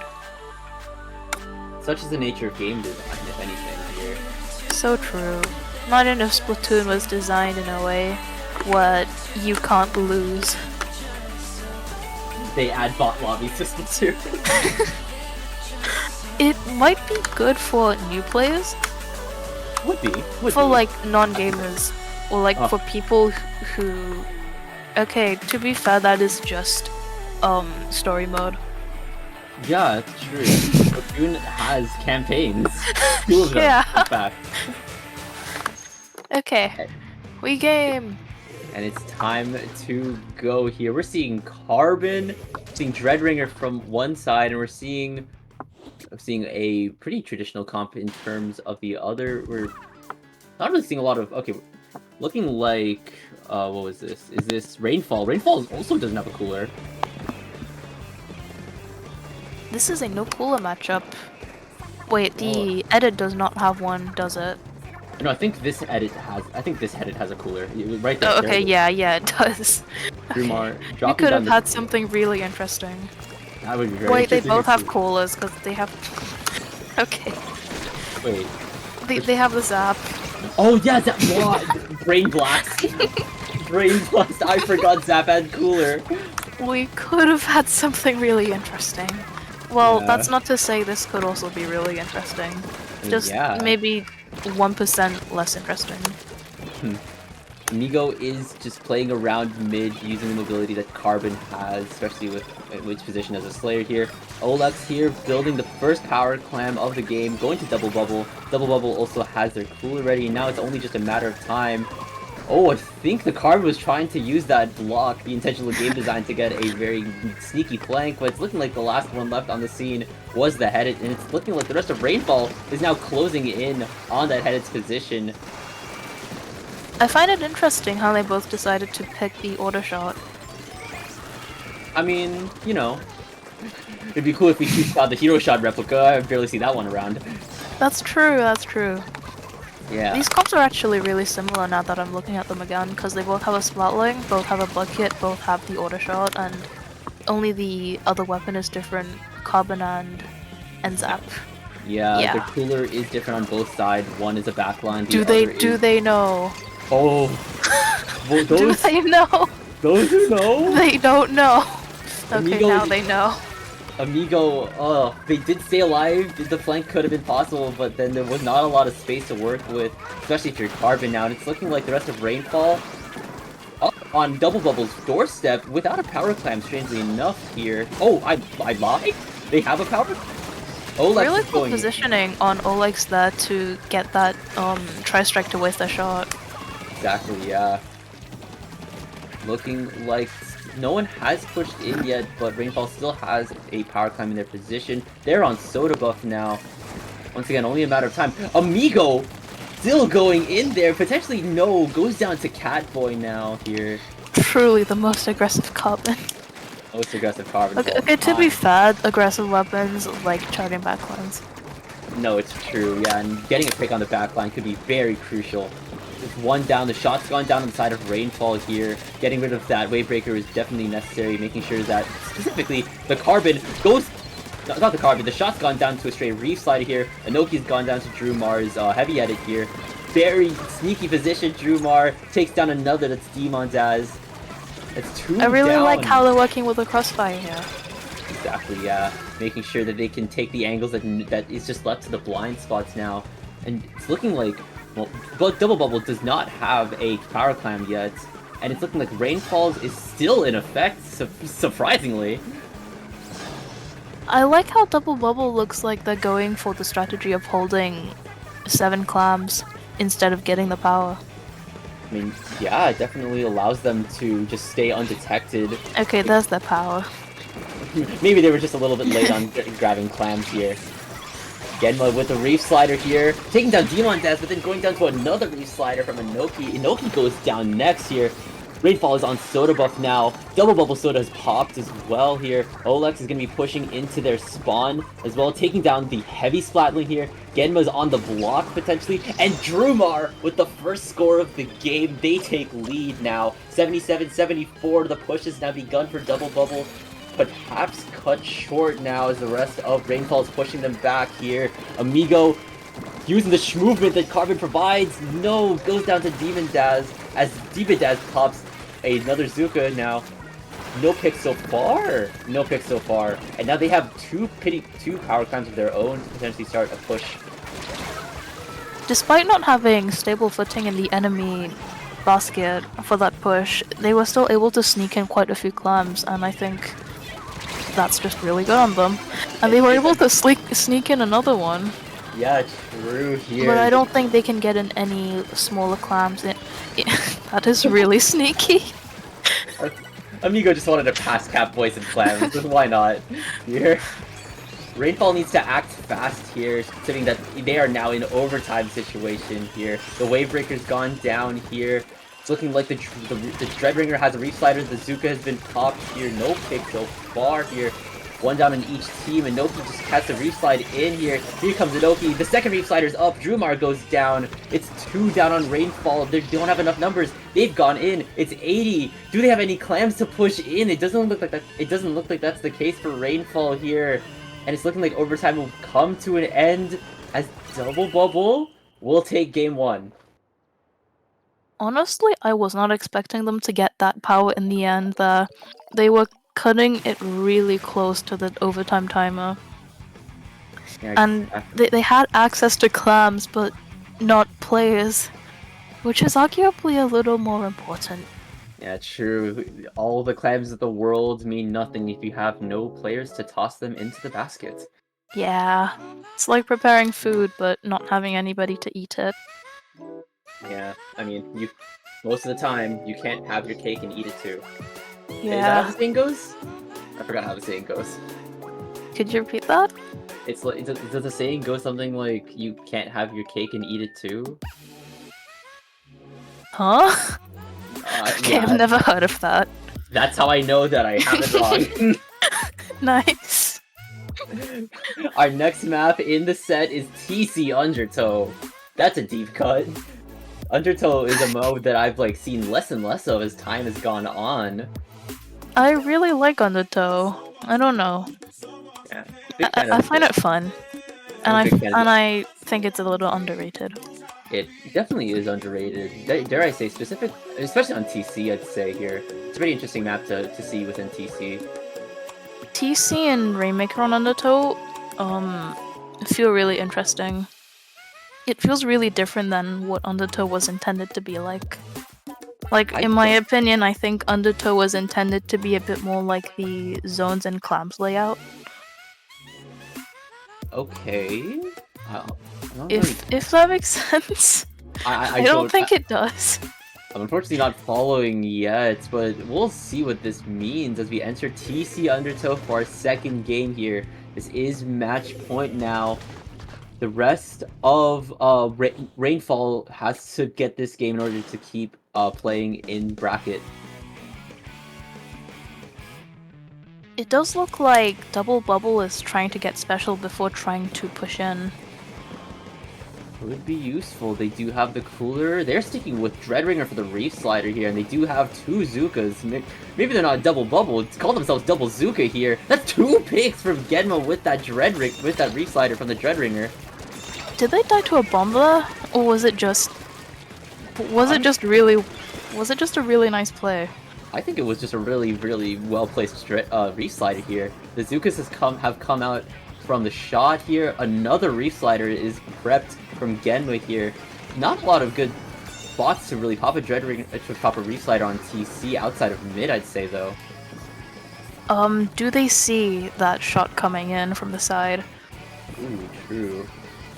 That might be a really nice play from the shot though, because that takes attention away from pushing the tower. And it does eventually end up working, as the tower has gone to neutral. Even still, Double Bubble got to a 49-point lead. That's a very strong start here. Taking the Reef Slider again. No targets, and if anything, Genma goes down now. That's 2 down from Double Bubble here. They do have soda buff, so they're spawning in faster. That's a machine on Rainfall, I'm just realizing. Haven't seen a machine in a while. Not to mention, it's a Neo machine, so that's gonna have some Zuka and some point sensor. Added Recon, and I guess added Zuka. So they're both running double Zuka, if anything. The tower is being left untouched, but they do manage to get it to continue moving. It doesn't seem like a good position for them to be pushing the tower, and yeah, the 3 down. Yeah, true. You don't want your numbers to dwindle when Rainfall eventually starts pushing past mid from their point now. Our Demon Daz is going to take down Genma first. They have Zuka ready as well. Do the rest of Double Bubble know that Demon Daz is that far and that close to them? They've hit checkpoint 1 now here. They have Soda buff. They still have that Zuka from Demon Daz. Amigo is going down to Demon Daz as well. They're going to start pushing forward as well. Oh! There's Zuka shots coming in from Double Bubble as well. One more shot. I like how they delayed their final shot because that lets the other team think that they're out of shots. But then they get jump scared by the last one. Mind games, I say. And Mind games. Amigo is once again pushing into the backline, going down to Inoki now. Inoki now has Zuka of their own here. Potentially from the sidelines as well here. Can they get really any powerful hit? position for a Zuka, but they are getting pressured by the carbon. Not to mention the other Zuka as well. That's Amigo Zuka Very here. barely getting out of the field of vision from them before they got shot in the face. Does look like that's the case here. They're past checkpoint 2 now. The ball is rolling ever so slightly for Double Bubble here. They're kind of just at an impasse here. But even still, that's a very strong impasse to be at because you still have lead. That's a 20-point margin if you're Double Bubble. The game does feel like it's been going pretty slow so far. No team has a major lead, I'd say. And Double Bubble is... Okay, now they're pushing their points, but before then, it was still very possible for Rainfall to take the lead. They could still have it in them because Double Bubble is 2 players down here, but they're still really far up here. And now that's a wipeout for Rainfall here. Now's the perfect time to take some zone back for purple, I guess. Make sure that you can get special up as well. They're pushing up really, really quickly, and I really like how they're taking advantage of the wipeout. With less players to worry about, the entire map is yours, even just for a couple seconds, and a couple of seconds is game-changing here. The Wave Breaker's gone down here, and they're past the first checkpoint, gonna get past the second one as well. Catboy staying on that tower for their life. Well done on Inoki for looking out behind the tower and keeping watch on that. And that's lead taken by Rainfall too. It would have ended really badly if nobody was watching behind the tower. Yeah, the Zuka within that push got a two-piece firing at the Grates here. Inoki is just staying alive, goes down to the head. That's 9 seconds left to get a lead back if you're Double Bubble. The lead margin is very close though. They could just get this lead back if they time their specials right, have enough pressure, and have enough space to work with here. Make sure someone's on that tower though. They were able to poke the enemy just a little bit, but not enough to take them down. They still might be able to get lead, but 2 members are down, and yeah, they stopped the push. They stopped the push in time to go to Game 3. Rainfall taking Game 2. It was really, really close, though. That was really close. Yeah, it really just came down to who could get past third checkpoint. The adrenaline must have been insane. Oh yeah, no, Zuka play after Zuka play, making sure that everyone's in the right spot during the push. It's a lot to think about within a short span of time here. We're going on to Mahi Zones next. We are going to Mahi Zones next. Once again, we've seen that this map is, well, now would be a good time to capitalize on some specials that can flip zone relatively easily. We've seen that with Genma, with the Dreadringer's Reef Slider here. I find Reef Slider to be a really interesting special on a weapon like Dread because it closes a lot of distance, and it might not be the greatest for, you know, for a weapon with long range like that. Yeah, I forgot how much range Dreadringer has. Yeah, it almost feels like a midline. I mean, it is a midline. I mean, it almost feels like a backline. I've never seen... Oh god. Imagine the possibility of a slosher having that much range where it can be... Oh, that's right! Why did I just forget that X-Slosher exists? Why did I just forget X-Slosher exists? It's almost as if it was like if we had a backline slosher. I think, isn't there 2? Can't Blob count as a backline? It does. It could. But Yeah. I'd say that more goes into the midline category. Oh, I thought I saw an X-Slosher. That's still the machine from Inoki. It's just machine. It's just machine, but still, Inoki's machine, very crucial here. We're still running double Zuka here. And it's looking like Rainfall takes first zone here. The pain is just going everywhere right now here. Lots of pick. The first pick is going to Rainfall here. The Dragon Rigger's gone down. That is pretty special. That's pretty hard loss because that's your Reslider gone. Rainfall is getting pressured pretty hard here, despite how safely they've been playing it. They're already staggering, despite how close it has been to the game start, but they do have a few points down. They are going to be past 60 as well here as Double Bubble begins their push. Olex is already going in, perhaps out of position going down first. The rest of Double Bubble just needs to stay really close to zone, that way they can just cap it back in case the Zuka can get more paint in. And now Rainfall now has a cooler, they're going to potentially go in as well here. Genma goes down as well, no more Reef Sliders as well. 2 bombs here, bomb spam is definitely good to have as well. Double Bubble was staggering really hard there. It seems like they're gonna go for more specials before pushing in again this time.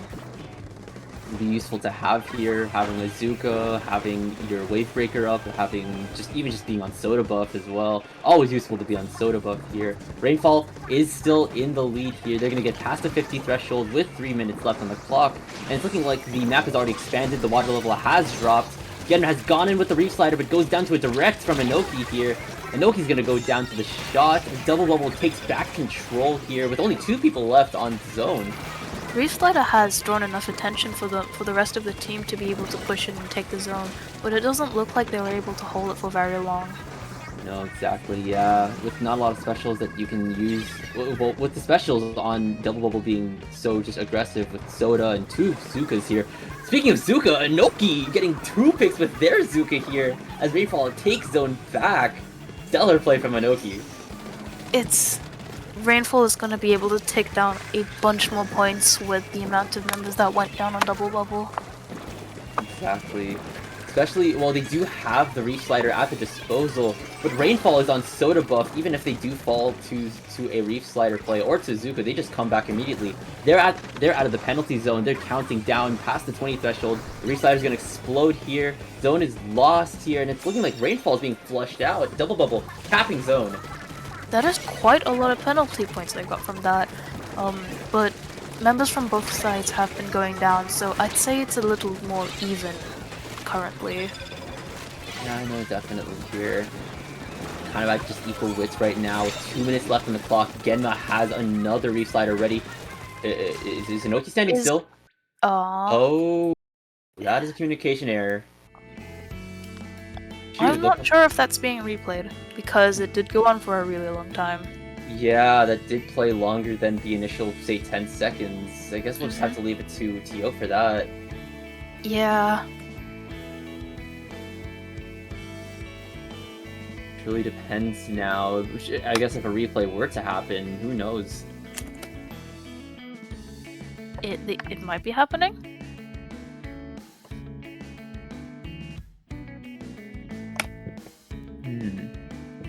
It is still Mahi's zones. I mean,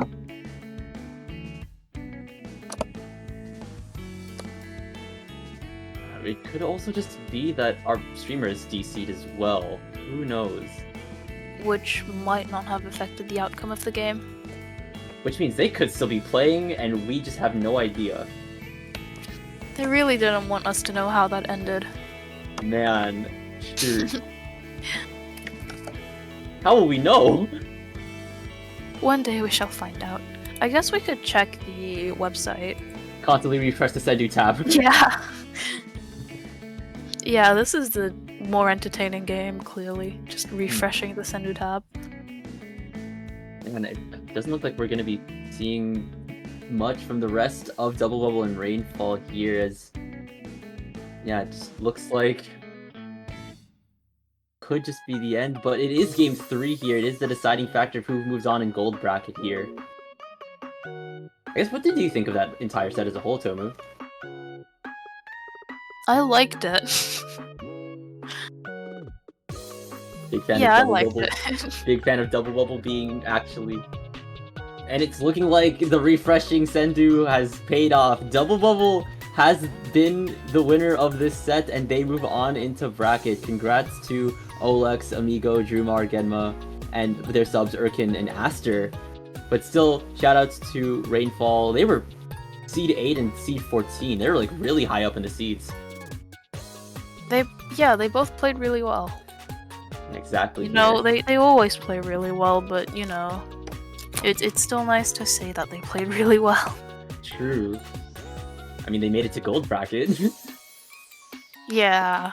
They probably had Making some, it to gold bracket is honestly an achievement on its own. Yeah. Yep. And it's looking like our time on stream has come to a close here. Of course. You can find me on Twitter at TK_Frostix, on Blue Sky at Frostix Blue Sky Social, and I'm writing web novel on Wattpad recap here. What about you, Tomu? Where can we find you? You can find me at Phantomu with the underscore at the end on Twitter, and I also do art commissions on VGen, so check me out there if you want. I should probably set up my Blue Sky soon. I'll be honest, I don't really remember my handle on there, but it's linked in my Twitter. Okay.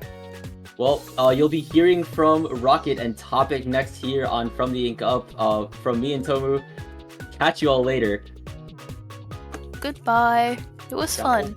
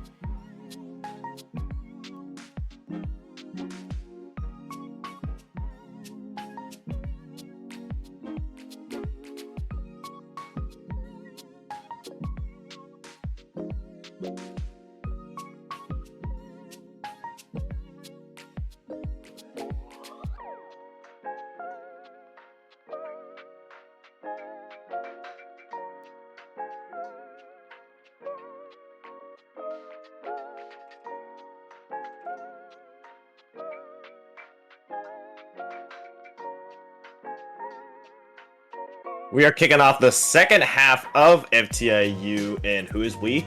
Well, that is of course me. My name is Rocket, joined by Topic, and Topic, let's take a look at our two teams here. Yeah, we have Driving with Influence, not under, and we have Krill Streak, I know Krill Streak, I know they've been around for a hot minute, so I expect some pretty good gameplay over here. And for our first match, we're gonna have Rainmaker Scorch. I have opinions on this map mode. Opinions. I mean, typically the typical game mode here, at least that appears in my mind, is Clan Blitz, but we are rolling with Rainmaker, and I want to divert our attention a little bit away from the map for a real second and just taking a look at our remaining teams left in this week of FTIU. Driving with Influence and Kill Streak are our two lowest seeds still remaining here. Yeah, Driving with Influence being our 20th seed and Krill Streak being our 12th seed. So really interesting that they've gotten themselves this far. I mean, earlier in round 1 of the gold bracket, Krill Streak did win 2-0 against the 6th seed Tennessee. So a little bit of an upset there, and maybe we could see that that Cinderella story continue. You know what? But you never know. The clock may strike midnight for Krill Streak, or will the ball continue? You know what? If you're talking about me, I personally like to see the ball continue, but we're gonna see. As you know, Driving with Influence, the only person that I recognize is IMAD, and then that's complete mystery to me. Yeah, I feel like a similar way towards me, but I'm sure they are doing well just because of, I mean, they made it here, of course. They have just been on a tear, and it is up to just whoever has a hot hand. I mean, taking a look at what Driving with Influence has done in this particular FTIU, no set drops nor map drops, so really impressive from them. Same thing from Krill Streak, actually. As a matter of fact, Krill Streak have actually played more matches and have still won them all. Impressive. It's like not losing this. You said they didn't lose a single match. Not one. Not one at all. Neither team. Not a single game. Mm-mm. You know what? tip of the hat. I'm impressed. Tip of the hat to both of them, indeed. But that will certainly end here. And you said you had some thoughts on Rainmaker Scorch. Do you want to elaborate on that a little bit? To me, it kind of feels okay. I don't know how to explain it, but this map on any mode but tower or any mode but zones plays the exact same. If that makes sense. Because you have the ramp, and on Rainmaker, whether it be Rainmaker, Clan Blitz, or Tower, right? They all go through the ramp, which is the big choke point. Then you have this really long stretch to the second Rainmaker pedestal, the Clan Basket again and again, and you have the tower kind of forcing your way through. So I feel like this map kind of plays similar on all 3 of those modes. Yeah, I mean, there's that really congested side, that tower that just provides such an elevation advantage for the defenders and really allows them to set up their back lines, maybe like a splatling, maybe a pencil, or these just longer range weapons that we see poke. But me and you both have seen, at least from what we've seen and what I believe is just changing within the meta, is like we're seeing a lot less and less of these more like traditional comps with having like the designated Slayer, Skirmisher, backline, frontline, midline, backline, and we're seeing a lot more of just like full-on aggression. I mean, I think that's just a how do I say? That's just kind of the theme of Splatoon 3, in my opinion. It's like aggression, and it works. You know, there's a reason why. It works. There's a reason why we see it so often. It works out. A lot of teams kind of adjust to it, and I think for both teams, it's just a matter of can you deal with that aggression. But we're gonna see as we hop into our first game of winners, of this round.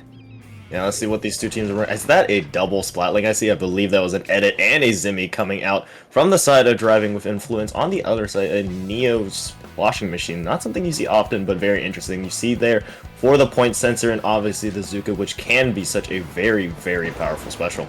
Yeah, and if you look again on this side of Driving with Influence, the Zimmy is a very interesting pick because of the Toxic Mist, but we won't have a chance to see it yet as they're gonna go down, but driving influence with the first grab and go, getting it down to the 68 and breaking through that first checkpoint, looking to put their pedal to the metal and drive straight forward. Though Krill Streak not going down without a 5-1-2, going down 2-on-2 for both sides. And it looks like Krill Streak, despite a very early disadvantage, will stabilize themselves.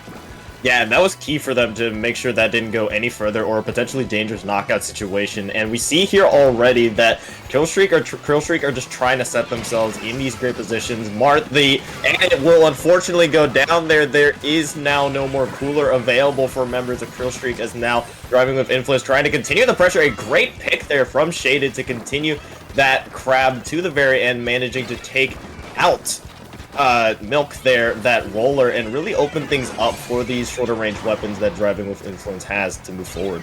I mean, yeah, but you look at Krill Streak's side, they have two specials at the ready. They have the cooler, they have the Zuka. So it's just about, can they use them to get members of driving with influence down? And so far, a majority of this game has been played on Krill Streak's plat, as we see another 3 down. Bloomin' just gonna take it and run for the hills, but Camel says we're gonna stop that short, getting another one as a consolation prize. So Krill Streak, with some solid defense after a little bit of a scramble there, is able to stabilize themselves and possibly get some points on the board for themselves. Yeah, and with 2 minutes already gone in the match, Krill Streak are finally able to get in their first push, and it is a good-looking one already. 3 members go down on the side of driving with influence, and March will be the player on the side of Krill Streak to bring down that Rainmaker on that checkpoint podium. Now, though, with that Rainmaker in its bubble now quickly breaking, it gives driving with influence a little bit of opportunity to dig in, but not if Milk is here to disrupt things, managing to take out Shaded. I mean, here we go. Krill Streak, the wipeout at the absolute best time for them. Driving with influence will not get there in time. And you want to talk about a flip of a switch. It took one, not even team fight, it was like 2 picks that Krill Streak just kind of really capitalized on, and they just kind of ran for it. They just ran and never looked back. And a shout out to Milk at the very end, just getting 2-3 picks in a row, I believe, to kind of put a stamp on that, and just like, good game, I guess. Yeah, pretty much. I feel like that game could have been categorized in basically 3 phases. Obviously, at the very beginning, they're driving with influence. Very, very hot start. Managing to get that wipeout, which allowed them to really develop themselves into the side of Krill Streak, managing to get the checkpoint at that, but they were just unable to keep up the pressure. Then, second phase, you allowed Krill Streak to really recollect themselves, and it looked really dangerous for them. I mean, you saw driving with influence knock down their score all the way down to 39, but Krill Streak able to get the checkpoint off of it, and then finally key wipeout in the very, very best situation at that checkpoint already, and then red carpet laid out, and then just like that, we are now potentially looking at the last game we will see with driving with influence, but hopefully they can recollect themselves here on Hagglefish Market Zones. Rocket, you know my thoughts on this map. I don't have to explain it to you. But for those who don't know, my opinion is this map is your vanilla ice cream, your unseasoned mashed potatoes, your salt and pepper, your Marvel movies, your Harry Potter movies, your what else? Your McDonald's, your very basic type of standard kind of bog standard type of map mode in the entire game. Now, am I saying it's bad? Other than Harry Potter? No, I'm not saying that. What I am saying is that this is more of I'd say starter map in my opinion. It's like Battlefield. Or no, it's more like a Final Destination in Smash Brothers. It's a very good map for like feeling each other out, for trying to see what the enemy team's gonna go for. I feel like seeing it as game 1 is more ideal, if that makes sense. I mean, yeah, I agree with you on that. It is the sandbox map, and something interesting as well, obviously, with this being the second map, these teams, like you were touching on it earlier about kind of hoping that this would have been the first map, these teams now know each other and know how they like to play, and from what we saw, the key to the backbone of both sides were those edits. I mean, we both we saw edits on both sides, so it's going to be really, really interesting to see how these more frontline players, such as Milk on that roller, really continue to thrive with that, or if we will even continue to see that roller here. But I don't imagine that they stray away from it, considering how Bubble can be a very, very useful tool on a small zone such as Hagglefish Markets. And not even on the zone. Just think about the ramp area. Like getting a bubble up there is very, very deadly, especially if you have a roller like we saw Milk earlier. If they can get set up underneath the ramp on the side of driving with influence, that could be a very, very tough time to get out. But we're gonna see Bloomin switching over to the mint decaf. Milk. Hold on, wait. There's a lot of changes. Hold on. So it's Bloomin on the mint decaf, Kai with the Dreadringer. I approve. And then on the other side, Crow Streak with a double roller with Nox going with the Vanilla Dynamo. I believe that's the cooler one. And then Milk going with the Carbon Roller Deco. A lot of changes. Yeah, a lot of changes there, and that Dynamo for the cooler is a good choice, considering how we see the edit switch actually over to the Crab edit here, maybe providing some more long range. But we see here this Decapitator already making its mark early as they managed to take out 2, and driving with influence already with the zone and taken down. I mean, yeah, they're very aggressive comp, very paint heavy. Like you see the Dreadringer, very high painter, Splash, very high painter, Edit, very high painter. There's very weapons that are very good in zones. However, Crowstreak says, never mind, but Bloomin sneaking up from behind, getting one. Unfortunately for them, they're going to be the last member of their team remaining, so just trying to stall for as long as possible. So now Crowstreak, well, keeping them in mind, keeping Bloomin in mind, they are going to have to try to do their best to make sure that Bloomin cannot get set up, because if they do, it could be really, really dangerous for them. Oh, there we go. Bloomin was dancing on that tent a little bit and trying to get something cheeky on the right side, but Nox says none of that nonsense and shuts them down there. Now Krillstreak continuing to hold out here, now down to 40 ticks left. This could be dangerous for driving with influence if they don't get onto that zone soon, because maybe they have 1 or 2 more opportunities, but Milk is here to take out Kai. Will get quickly traded out, but with the other members moving in, driving with influence will at least flip the zone to allow that penalty to be applied onto Krillstreak, but they won't hold it for long as Krillstreak are here. They are here to recollect themselves, and with Cooler on as well, they try to go for the killing blow here on this hold. I mean, you want to talk about pressure, I think just Nox with a Dynamo, because Dynamo, even though it's a very slow and lumbering weapon, it's a very dangerous weapon, especially if you're a short-range shooter or short-range weapon like the Mint Decap, like the Splash. Just seeing the Dynamo swing is very scary, so that kind of makes the enemy team sort of calm down when they're trying to fight you. But so far, Krillstreak, even though they're 2 members down, they're not giving out without a fight. Milk a bit too close to the bomb. Nox going down in a trade, so driving with influence very, very quickly changing the whole dynamic of the games, of the map so far. Yeah, and we see here they also have that Dreadringer Reef Slider there for that Reef Cheese, just in case if things look a little bit hairy onto the zone. They just need to worry about getting through these points now, because they are out of their penalty. They have an opportunity to put in a really good comeback here, but Krillstreak is looming as we see them have their cooler. They have the Crab as well. Bloomin just trying to hold the line against all of this. They managed to find Nox, but will fall in that, and just like that, Krillstreak will at least flip the zone a little bit, but driving with influence is still here, as Shaded is in such a great position on that left side just to rain down ink. I mean, yeah, that's exactly what Heavy Edit does. Is just rain. You see, they're kind of stuck. They're chilling on that top side. There's the strikes to finally get them out. But yeah, they were just chilling, not worrying about much. So I think for both teams, it's just a matter of, can you get the space around the zone? Because if you do that, you really can have a much better chance at locking out your enemy. Because right now, Krillstreak is trying, or Krillstreak tried to do that. Power of Driving Influence was still there. They were still able, or in range, to affect the zone. So it's just very back and forth right now, and so far it looks like Krillstreak will be the victors of this fight at the moment. Yes, forcing the Heavy Edit for Driving Influence back and taking some more control.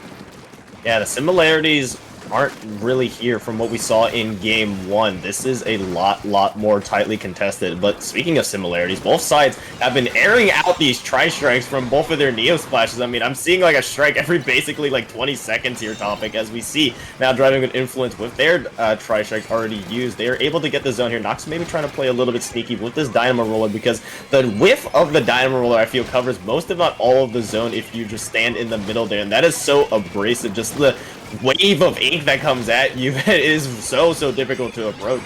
I mean, look, this we see Nox kind of single-handedly canceling out most of the ink with driving with influence. Unfortunately for Crow Streak, Milk is going to go down. The reset from Kai is going to go in. Another one's going to go down, but Nox is still alive. Driving with influence going to get the lead by 1 point. The aggressive Dynamo barely not able to get the one-shot kill, and unfortunately they're going to be forced back, but with about 15 seconds left, Crow Streak are still going down. That's going to be 3 down, leaving only the heavy edit able to affect the zone with their crab. However, right now they're going to have to try to rush the zone. There's Mart with the crab, but they're not in the position to kind of go for the zone, and driving with influence will win by 1 point and just escaping with the win, basically. Tight game. I mean, you mentioned it. That was super close, and we saw there what driving with influence can do. That was a very much more contested match there. Little fist bump between the decav and the edit, and fittingly so. I mean, really, we just saw, for specifically driving with influence, that decav being able to put up that big bubble and just be the front line. Meanwhile, the edit just holding it down in the back, just providing all this basically machine gun fire there, just trying to keep that Dynamo in check. And although it was difficult at times, they ultimately did it in the end. And now our deciding game for this set will be TC Macomart. Okay, I know I've said it before. I think Macomart's decent. I don't like Macomart personally. It's not the map for me. Doesn't mean I think it's a bad map. I just think I just don't like it. But overall, I do think this is a pretty good tower map. The first checkpoint is a lot of defender favored because you are at such a low point. You're so exposed, basically. You're at a major height disadvantage, and once you get through that first checkpoint, then it becomes like you're still, how do I say this? You're still at snipe level, if you understand what I'm saying. Like, you're still at a level where you can be affected by the snipe. So, like, if, let's say, a heavy, when the edits, the Dynamo, a blaster, when I say a blaster, a bucket can just kind of hit you for free. And I think the real choke point is getting past the second checkpoint and kind of like that freezer area, because once you get that, it kind of snowballs from there.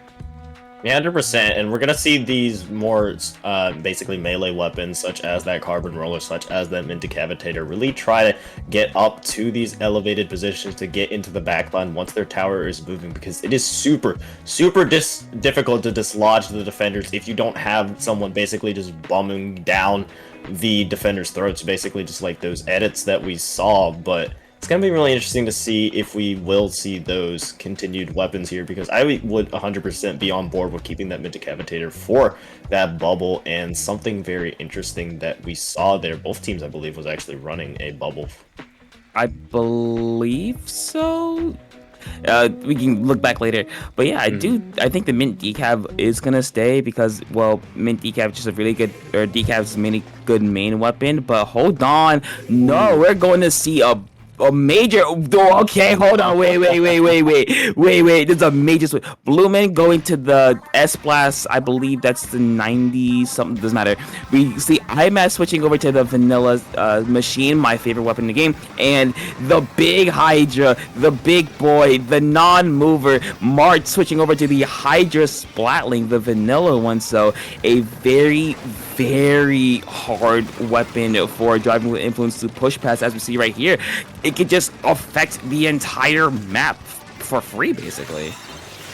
Seeing what Krill Streak has for their backline, that Dynamo and Hydra, it brings a tear to my eye because of how hard that is to really just try to push up against. I mean, you have the Dynamo already having a long enough range in itself, but having a Hydra to basically cover its weakness of barely able to move, it's, oh my goodness, it is so hard to get into. And we're seeing its effect already as we see Krill Streak here already at the second checkpoint. The crab being placed there to shut down actually manages to find a couple members and allow the rest of Driving with Influence to push in, but very good defense from them, but still great offense coming from Krill Streak nonetheless. We see the S-Blast that we saw in Game 1, really didn't see much action of it, hoping to see a little bit more of it here as they do have that Booyah Bomb, which will go out right on cue. Yeah, and also they have okay, there goes the S-Blast. There goes another 3 down on the side of Krill Streak. So Driving Influence with the opportunity to get through the first checkpoint ratherly uncontested. But I think what's gonna be really important for Driving with Influence is making sure that the Hydra and the Dynamo stay down at the exact same time so you can push through. That's right here, Krill Streak trying to take advantage of it, not able to get any further. So Driving with Influence, there's push is going to be stopped a bit sooner than they expected because, hey, like you said, Dynamo plus Hydra, that's like a brick wall, basically. You have 2 long-range weapons that can just say, hey, you cannot be here, and if you don't respect it, you get blown up in like 4 seconds.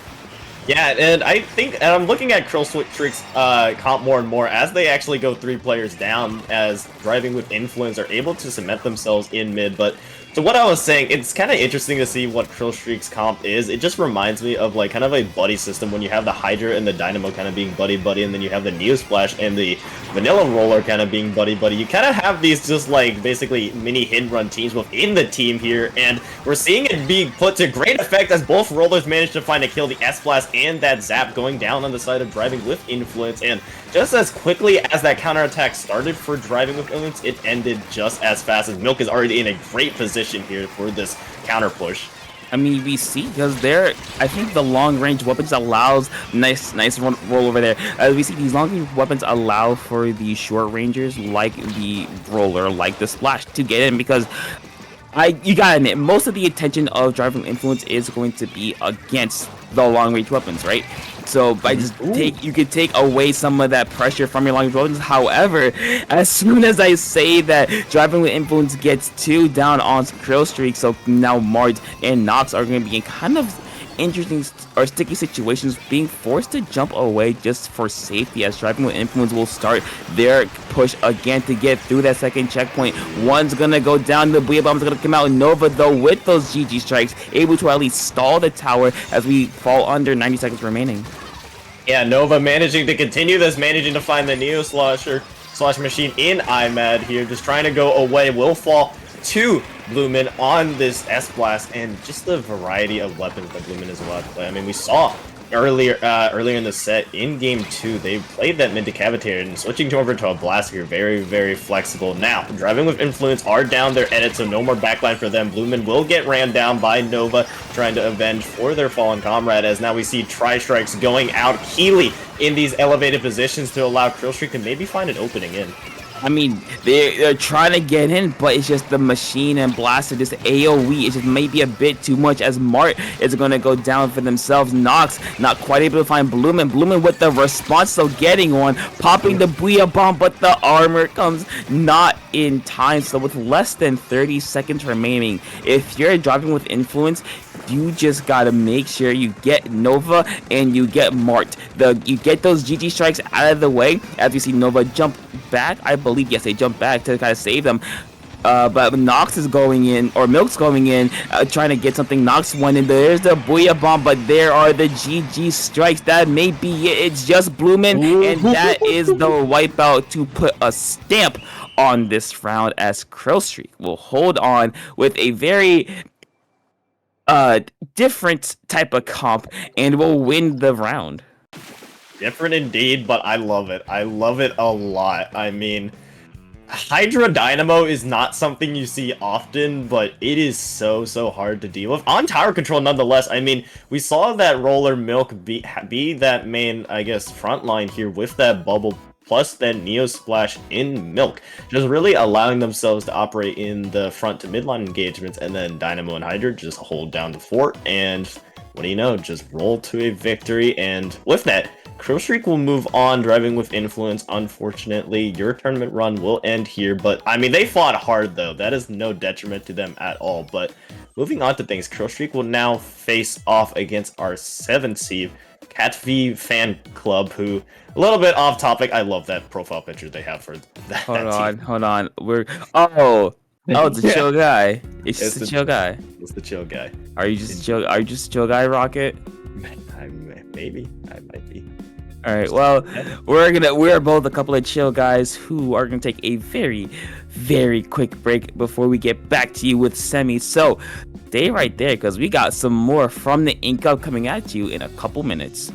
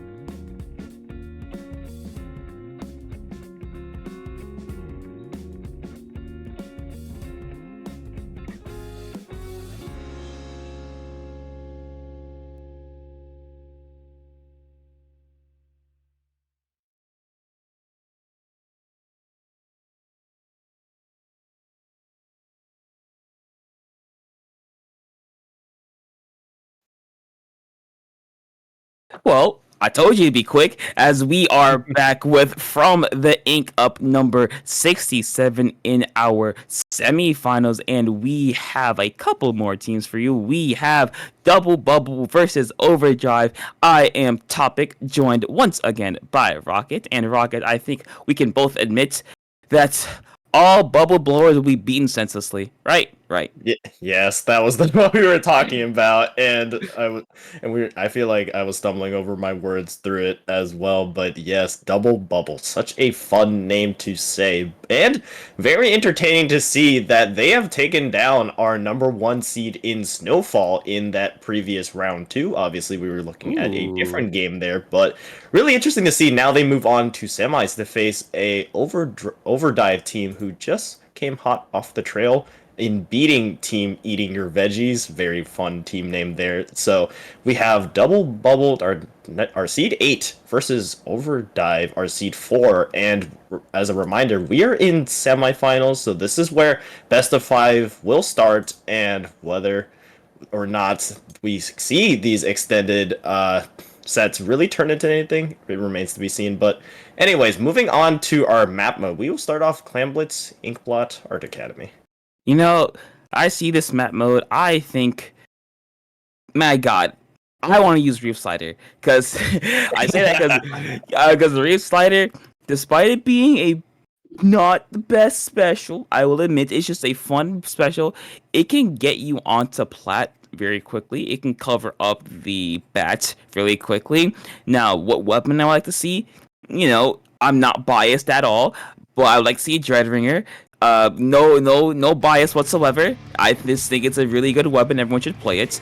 But enough of the chit chat. I called it. You know what? You know how they say Apollo to give the prophecy? That's me, baby. That's we're gonna see. We're gonna see two weapons that we don't really see a lot from Overdrive. A Rapid Blaster Deco, which is a weapon I like a lot. I think it's really, really underrated. And then a Wellstring, a custom Wellstring. I believe that's the hammer one, if I recall correctly.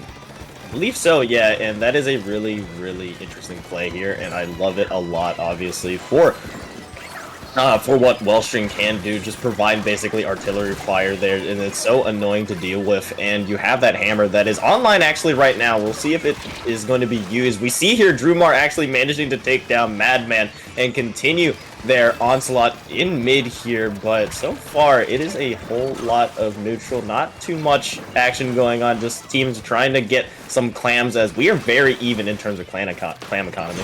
I mean, we are, but look at the specials. 3 specials for Overdrive. There's the Inkjet coming out, and another one might be on the way. The Dreadringer's gonna go down. The Inkjet's gonna go down in a trade, so double bubble now doing what they really can to respond. There's Giraffe with this Zipcaster trying to cause some mayhem, looking for one, not quite able to find it, do some damage, kind of stuck in the ink, gonna be forced to jump back, but getting one right before going back. Oleg's going down, very, very useful for Overdrive as they're trying to go in. B's trying to force it in. There it is. There's the first score of the game. A couple more clams in excess, try to get them in as well, but Overdrive's push maybe stops short. Giraffe gets 1 or 2 more. Tipo there as well. Actually, all 4 members of Overdrive are on the plat of double bubble. Giraffe is in. Tipo's gonna go down. Madman gonna be forced away by the Carbon Bees, and Giraffe, the last member remaining, they're gonna be forced out, but Overdrive with a pretty decent first push. We have Giraffe and Bees here. We have the entire animal kingdom pretty much covered here. As we go, though, double bubble now with the Pity Clam. They still have an opportunity to come back because actually Overdrive are barely not under that 60-point threshold that you would like to see, because plus the Pity Clam and a potential another Super Clam you could build, the comeback can really, really happen really quickly for double bubble. But we see Overdrive making sure that doesn't happen already, managing to build up another ball, and more clams are continuing to follow. I mean, yeah, they're keeping their foot on the gas. They're not letting go, as another one's going to go down for double bubble. Oleg's going to go down to Tipo's. Gemma's going to go down. Drumar's going to go down Tipo. I believe that was a triple or a quad for that Inkjet. Very, very clutch, and we see Overdrive just setting up camp. They have the fire ready, they have the tent set up, they have the s'mores cooking. They're just in the base of double bubble, and double bubble are gonna finally flood them all out with a little bit of rainfall, and that will be it. But now double bubble, with about 2 minutes remaining, have to at least get something on the board here. An interesting play here. Now they do have the ball in possession. The Zuka and that Reef Slider also available to try to potentially take this ramp for Overdrive, but still, Overdrive is still dug in pretty deep here in this midpoint. 1 player on both stacks, so it's going to be really, really interesting to see how they are going to operate this double bubble that is to try to get in. Already, though, 2 players down. That's Platana, and that Enzap will fall on the side of Overdrive, but still, maybe going in a little bit too hot here, as Overdrive still are trying to defend here, but as members continue to fall, it is becoming a worse and worse situation for them, as double bubble continue to move their offense, continue to roll in, and are just knocking at the door. I mean, yeah, they are. They have 1 power and 5 more in return. The Carbon does gonna throw a couple more. Amigo gets a couple down to 68. Jenna there with more. They're gonna go down. Drumar and Oleg's the last 2 down are in the base, and that'll be it.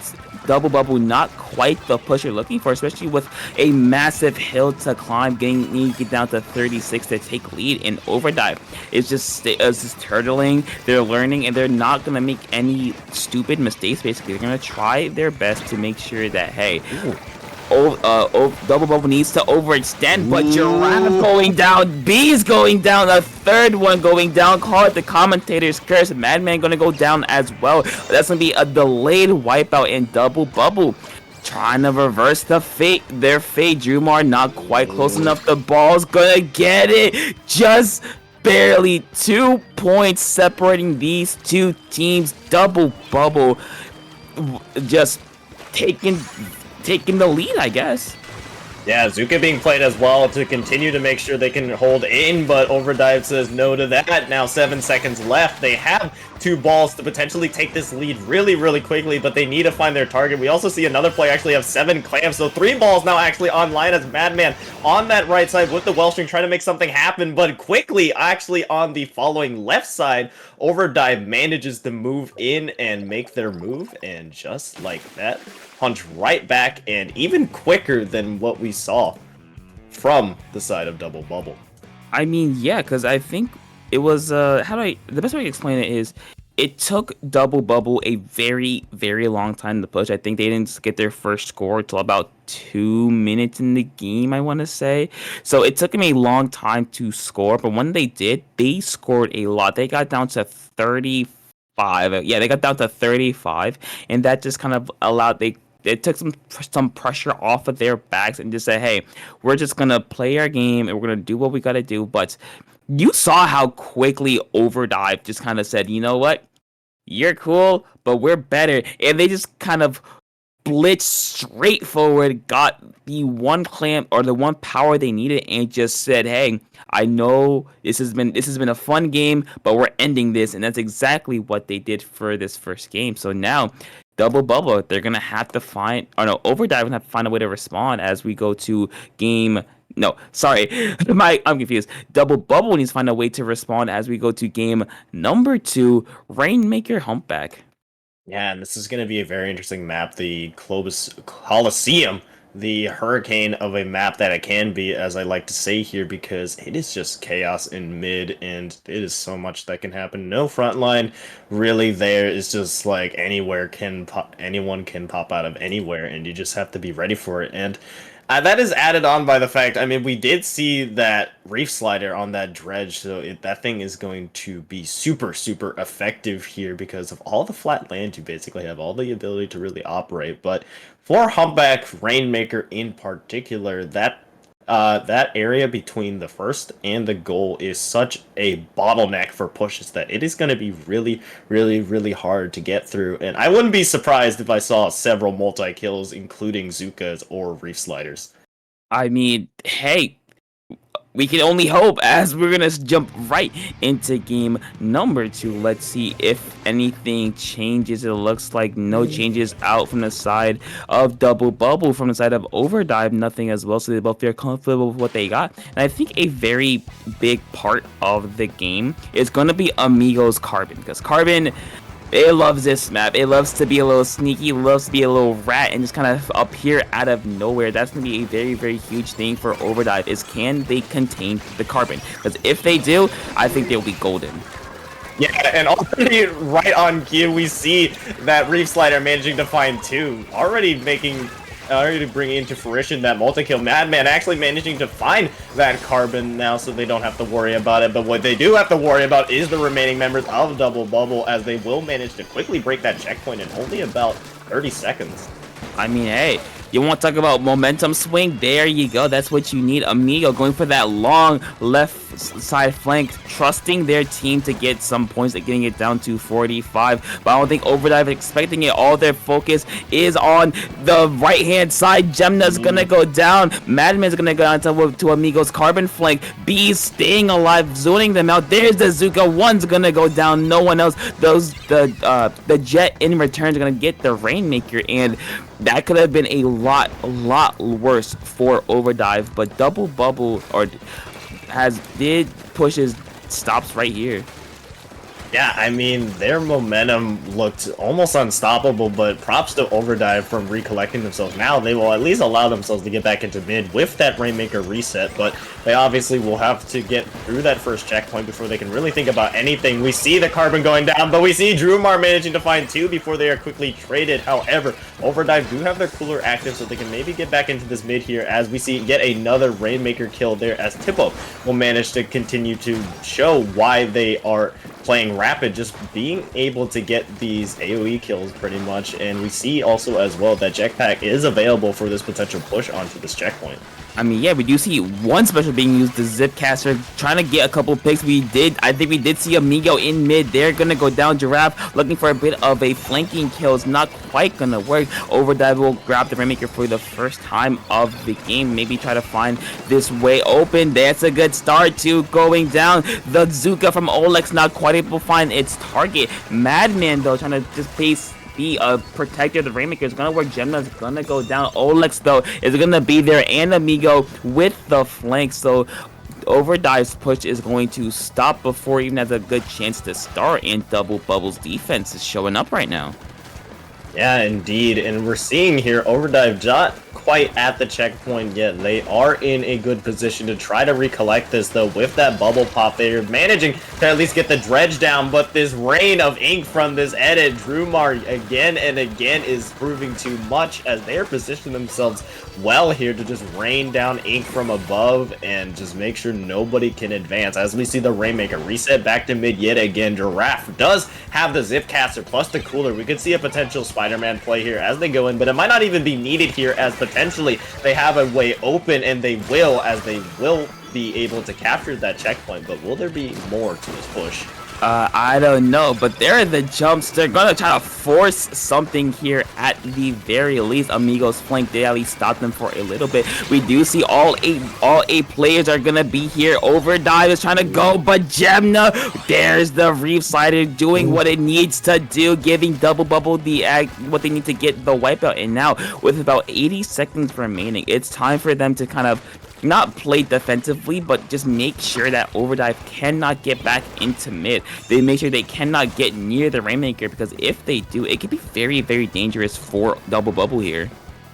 Keep away. That's what they need to play. Just play keep away. You have the lead. A minute left. Still a lot of time in the game. So you cannot just sit here and rest. And they don't seem to be doing that at all. They are just continuing to go in and already trying to extend this lead however much they can. The Jetpack is available on the side of Overdive. Two members fall for Double Bubble, so this Rainmaker just in a very precarious situation, trying to stay alive. Somehow manages to stay alive, just dancing a little bit, but we see members of Overdive finally diving in, managing to take out that Rainmaker. Now 30 seconds left for them to get in a push, but it starts with getting mid.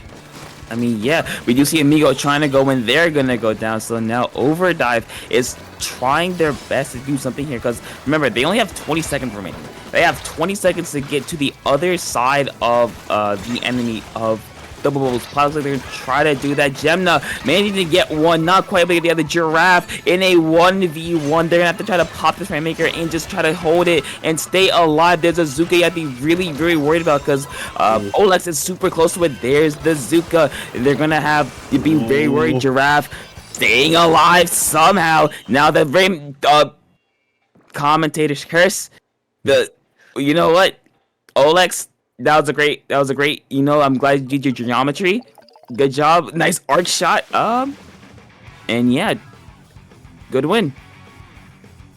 And I knew I should have paid attention in geometry class when my math teacher was saying this would be useful in the future. Turns out that future meant Splatoon tournaments, and we saw a excellent display there from the side of Double Bubble to bring things back. I mean, I want to just highlight, I was harping on it earlier, Drumar's edit. I mean, they were able to just dig into basically that bunker there and just be that anchor, be the backbone of what Double Bubble was really allowing. I mean, we saw how well Double Bubble's offense was able to find the openings to move into Overdive, but we saw that Overdive had plenty of opportunities to potentially maybe open things up, and Double Bubble still held firm and were able to hold them to just getting that checkpoint, but not much further.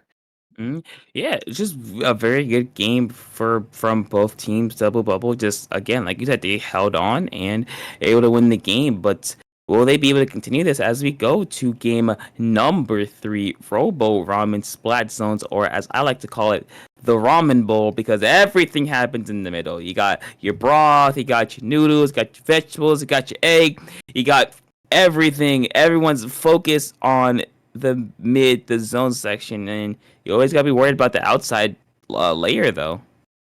Yeah, and yet again, I am going to predict we see that Dreadringer just reef cheese, reef cheese, reef cheese, reef cheese. I mean, it is just a really, really good special to use in a map such as Roborama specifically, not only because it's obviously zones, but just for the more narrower, like straight path towards the spawns and going back behind it. I mean, you really have the opportunity to just have free reign there, but another thing I'm going to really be interested in is seeing if these teams can really now start to get to know each other, because basically this game is now a best of 3. As we see, there are a little bit of an unfortunate disconnect, so we will ramble on a little bit more, but maybe we can entertain something a little bit from any changes in the comps. Nope, seems like the same comps here, so we're just running it back with the same things, but obviously we need to get that last player in.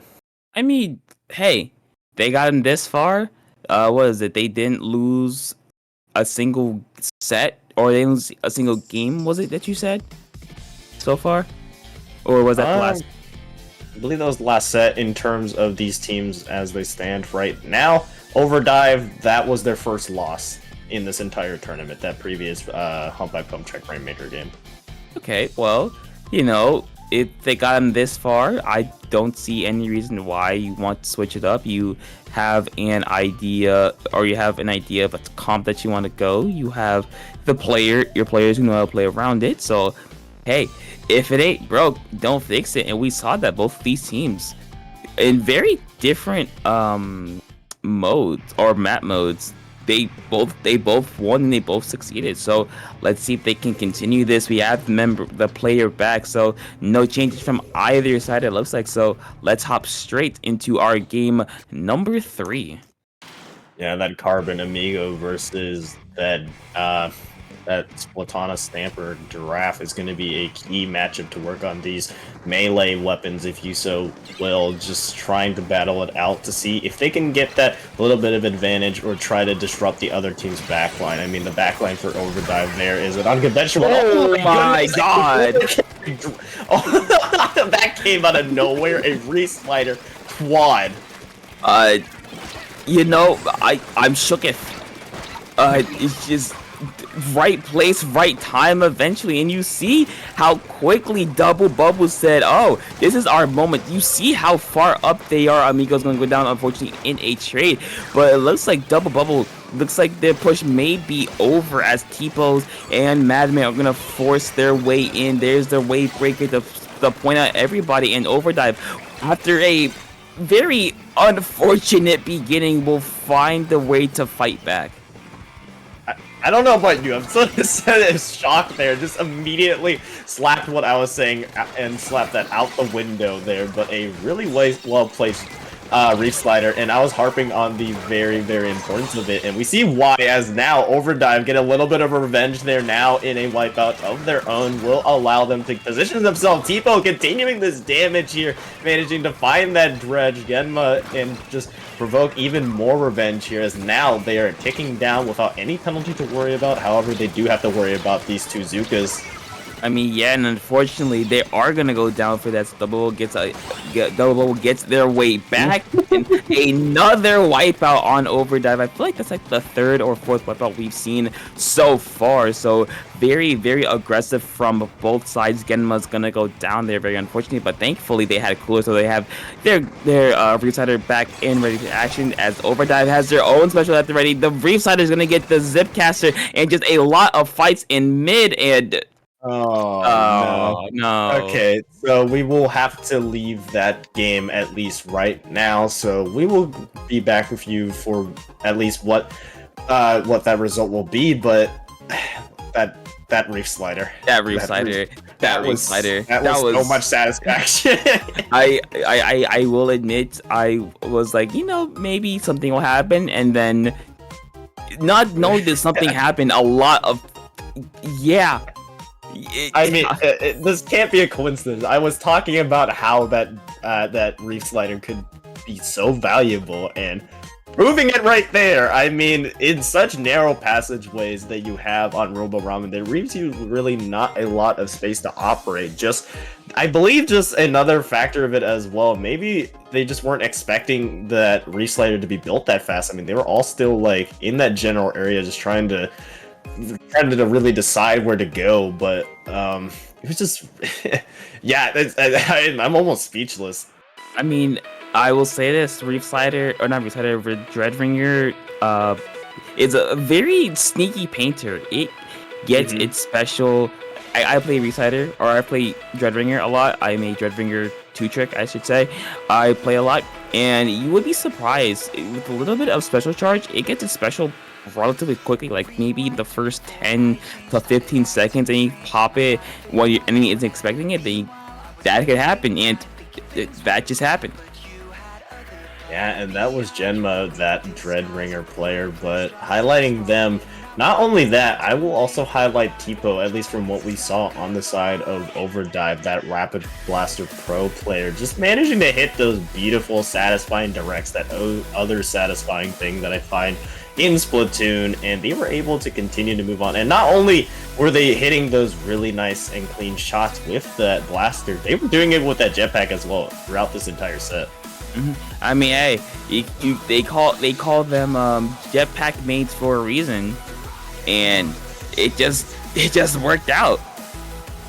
Yeah, for sure. And actually, we just got the results back from what we missed there. Double Bubble continue on their hot hand, and they won that one. So now we are moving to game 4, where Double Bubble are trying to end the set in a gentleman's sweep on TC Ship-Shape Cargo.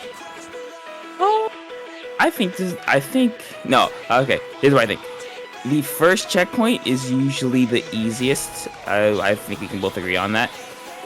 To get to and to break through. But I think what really separates teams is how well you can get to the second checkpoint and how well you can hold the second checkpoint, or how we can get to it and how well you can break through it. Because the second checkpoint, that's more than a hop, skip, and a jump away. That is a trek. That's a mile-long hike away from the first checkpoint. So there's a lot of room for the enemy team to come in and stop you from getting there.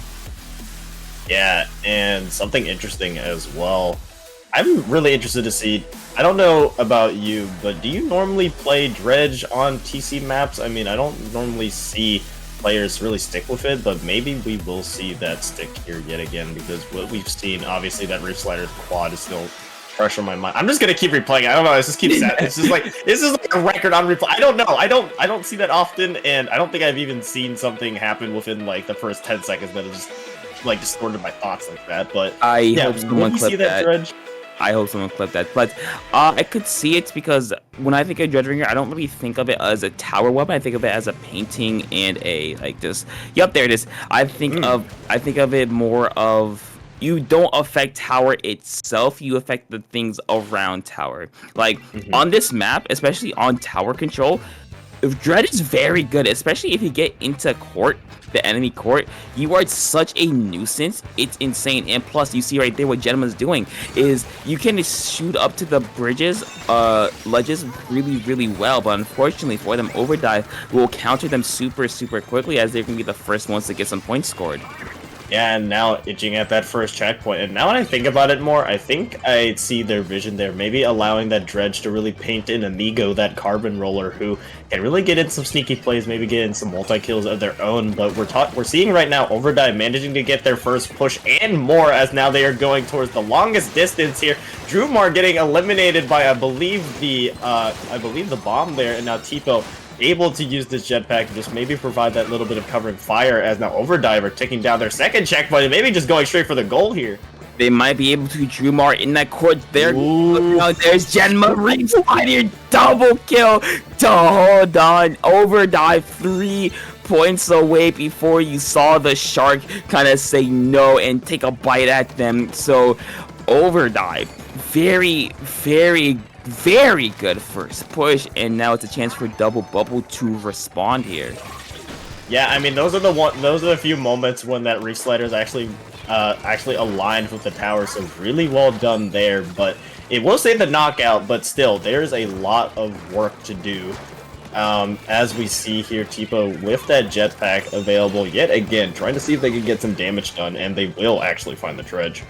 Yeah, they find one, but we see Overdrive not letting their foot off the gas. Amigo going down once again. Genma jumping in. We do see Olex with a Zuka. Another. They passed Yamashi with flying colors with that shot right there, just arcing it perfectly to get the Tower Rider. And so far, Double Bubble's defense has been really iffy at the moment, though. This second attempt will be successful from them, but Overdrive just looking to put the pedal to the metal. They don't want to stop. They want to keep going, but Double Bubble may have stopped them for now.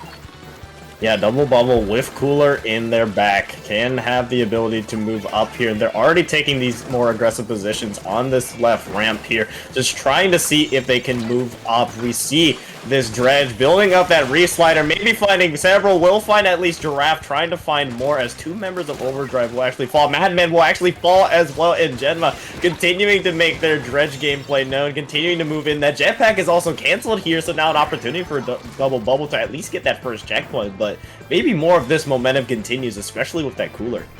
I mean, it is continuing. We see Genma up there at the top of your screen. They're going to go down. There's Azuka. Oleg's going to get one. Giraffe is going to be the one that's going to go down to that. But Overdrive not going to go down. Bees, in fact, is going to go down themselves. But Madman in that top right section just playing some solid defense. Giraffe joining them as well. And we see Double Bubble kind of stuck here. They know they can, but just can they get up to and can they affect this top right side enough? And unfortunately for them, two members are going to go down, so it looks like Overdrive may have collapsed on that, but hold on, Cooler, maybe the difference. Giraffe and Tigo both have their specials at the ready. Olex pops one, trying to get one, not unfortunately able to find anything with that Giraffe going down in return, but Double Bubble, they're just throwing themselves at tower at this point, and somewhat it's working, but Overdrive just getting them when they can. Like lemmings to a cliff, but it is working out to at least stall out a little bit as Overdrive, hold on, are down two players. So Double Bubble are still at least keeping up the pressure here, and they're doing it pretty effectively. However, we do see two specials available, that Zipcaster and that jetpack on the side of Overdrive to potentially turn the tide of things. We also see the Reef Slider available. Will not actually find Giraffe there. I'm not sure how Giraffe was able to survive that, but they did and manages to get the revenge kill, and that will be a wipeout in favor of Overdrive. Now with 40 seconds left and all players having specials, this could prove very, very dangerous. I mean, we see it right now. There's one, there's two, there's three. It is only Madman with their special at the moment. Giraffe's gonna go down. T-Ball special's over, but they still have the Cooler, so that's be very, very useful for them. Olex with a bit of a flank. They're gonna get spot out, and just like that, Double Bubble's defense will be cut a little bit short, but never mind. Overdrive will be finished, and Double Bubble with about one more opportunity here. Madman manages to get a pick on Amigo, staying alive here, just carving out some space for themselves, but Double Bubble needs to try to find their way in. That's a good start. Genma singling out Giraffe, and now we are in overtime. Double Bubble needs to stay on tower, and they cannot let Overdrive get close to it at all, but Madman just painting up as much as they can, getting another one, and that might be it. There it is, an Overdrive after a very, very dominant push, getting it down to 3 points, is able to hold on and fend off Double Bubble and force a game number 5. We will see a game 5 and a very, very impressive showing. Overdrive yet again bouncing back, and now we have a very, very interesting set. Now, something I want to note there, I mean, the Welsh string, we've seen the use of it throughout this entire set, but there it proved especially fatal, just being there as that midline and maybe getting a potential little flank as well, where you saw they were able to get one and draw a little bit of attention away from the other members and really allowed these shorter range weapons such as that Splatana to really threaten the tower, and once they were able to threaten that tower, it was game over. I mean, yeah, that was just really good from Overdrive, but now can they put it all together? Can they force themselves, or can they get themselves into finals as we go to one of the better Tetris pieces in all of Tetris? Debatable, as we go to game number 5, Clan Blitz on Barnacle and Dime. Yeah, and there's obviously that special that we've been harping on over and over and over, the Reef. I won't go down that route again. Don't want to continue beating a dead horse, so let's move on to maybe something different that we could see.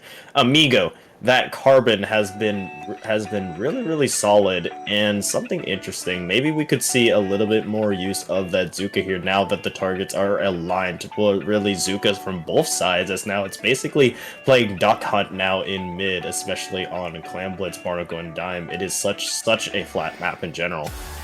I could see I think Carbon could be really good. Inkjet, of course, it depends on how well you know your geometry.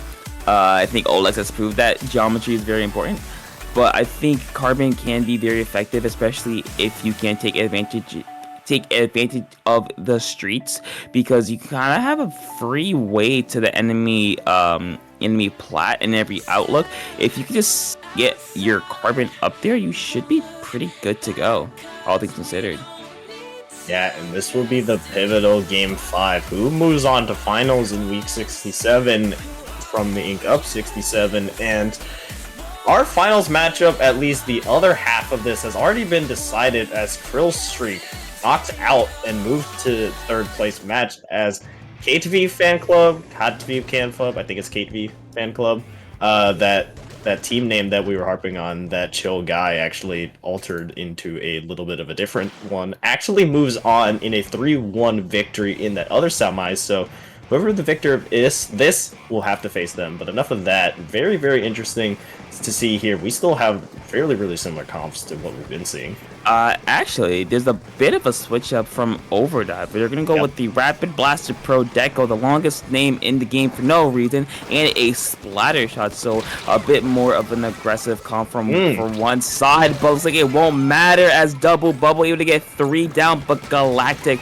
will get 1, will get 2 to stop that, will get 3. Oh baby, there's a dribble looking for the home run, not quite able to get it as the last one will be safe. And so now Overdrive kind of get a really good job of establishing themselves, readjusting themselves. Now it's up to them to try to break through Double Bubble, but Amigo just going all out. They're saying, hey, we are going to finals. They are putting their team on their back.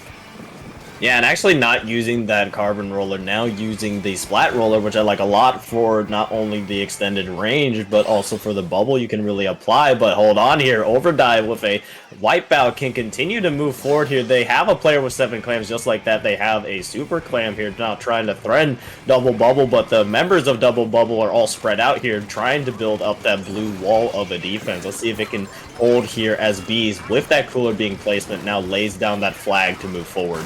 I mean, there it is. Bees is going to get the first clam in any follow-up. There's a couple clams, 2 more. Tigo has none, has a few, but they're going to go down as well. Overdive's push will be stopped short, and not a very large push, because usually for Clam Blitz, as we said before, you want to get that first push under 60 points, so it takes 2 power clams to take the lead. So now, if you're Double Bubble, you have a lot of momentum on your side. You have a free power clam, though. There's the Reef Slider, able to get 1, but gonna get punished by the Zipcaster. So Double Bubble, again, will be kind of forced back as they're gonna lose the main advantage. They are, but we see the Zuka at least drawing away the members of Double Bubble here. Overdrive have a solid lead, but it's definitely not an impossible one to come back from for sure, especially since you have the Pity Clam on the side of Double Bubble. Not only that, but you have a ball already made in the hand of that V-Shot, but you have to first knock Overdrive out of this mid here. That's going to be made a little bit harder to do, especially with that cooler being placement, but Amigo is there with the bubble to maybe create some space here and just try to allow their team to move in.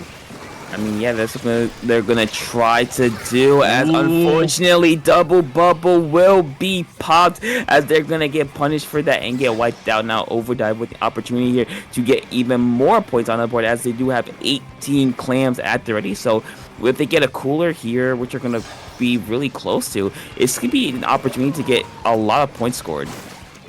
Look at the clam economy. It is very, very much in the hands of Overdrive here. 18-0. You have the Killer Whale as well to try to move in with, but not if Olex is here. Olex will find Giraffe and is holding firm on this ball, trying to make sure no one picks it up. So now one ball down for Overdive. The Zuka is also available for them as well if they can maybe go a little duck hunting here, just maybe trying to find the opportunity to strike, maybe trying to wait for these players to line up. Cooler being placed for Double Bubble to maybe try to go in and have no fear in doing so because time is dwindling down.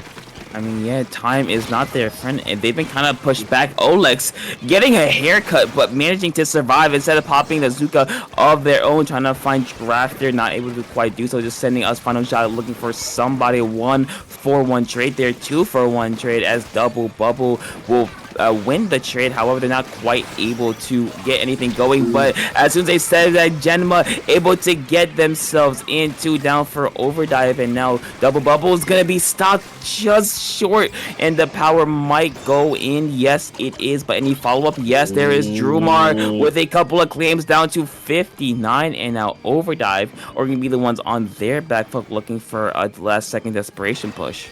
Now, if you're Double Bubble, you have to rush back. You have to rush back now. 30 seconds is still plenty of time for Overdive to get that Pity Clam in, and now with that Pity Clam available, it is definitely going to force overtime here. So now the scrum in the mid, very important, in favor at least, going over to Overdive here. 2 specials available for them. The Cooler being placed. The Zipcaster not quite going out quite yet, but is available. You see that Reslider available to them. 10 seconds left before overtime. Genma will find one. Keeley knocking out the ball. A disconnect on Double Bubble will leave this into a permanent man advantage, but let's see if Overdive can take advantage of it. They have 2 balls available. They have the opportunity to go in. You see the rain of orange that's going in, and it will be. There it is on that left side, maybe caused by the unfortunate disconnects in the waning moments of things, but 2 balls make their way into the goal, and just like that, Overdive will move on to Grand Finals. Yeah, that's very unfortunate at the absolute worst timing, and with that, Double Bubble will be popped as they were having a pretty good game. It was pretty back and forth just at the very end. What else can you say? A DC happened, and it's gotta move on, I guess. I mean, they fought hard, though. They did indeed. I mean, forcing it to go all 5 games. GG's to them. They will now have the opportunity to fight Krill Streak in 3rd place, but we are gonna not talk about that right now, as we have a much more intriguing matchup, at least in our opinions, at least in my opinion. Overdive just came off that hot win. Will face Catfee Fanclove. Yeah, oh no, hold on, it's Kate Vi. Oh, it's Kate Vi. If you watch Arcane. Oh, I see it. I see it. I see who their logo is supposed to represent. I get it.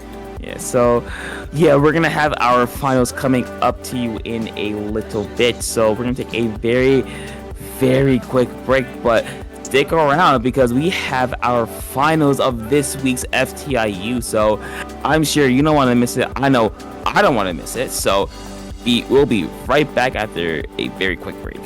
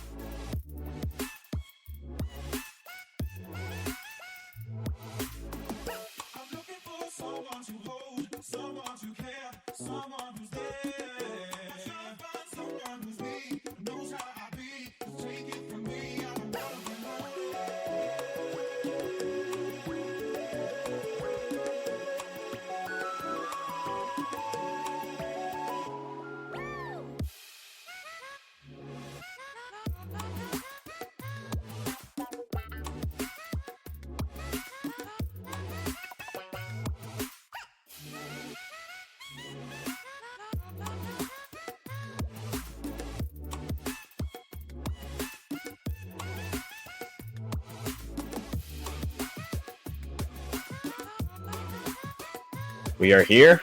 We have made it. Welcome to the grand finals of this week of FTIU Rocket and Topics. Still here to give you coverage over this tournament and a very intriguing matchup we have in store for us. Our 4th and 7th seed, respectively, coming off a victory against Krillswitch 3-1 here. Really, really impressive. And we just saw what Overdive did against Double Bubble. And this is going to be a very, very intriguing matchup as well, because look at the map mode that we have in store for us. Next topic. I see. You know, and one thing, it's Kate Vi. Kate Vi. English. Got it. Yes. Kate Vi. It's Kate Vi. If you watched Arcane, side note, if you haven't watched Arcane, if you're please watch Arcane. It's super, super good, but we have no time to discuss it as we're going to Rainmaker, Crab Lake, Capital. Let's see, there's not a lot of changes from the last time we saw Overdive inside of Kate Vi. A Octo Brush, very interesting. Not what we see very often. A couple short range shooters, and of course the very staple, a pencil.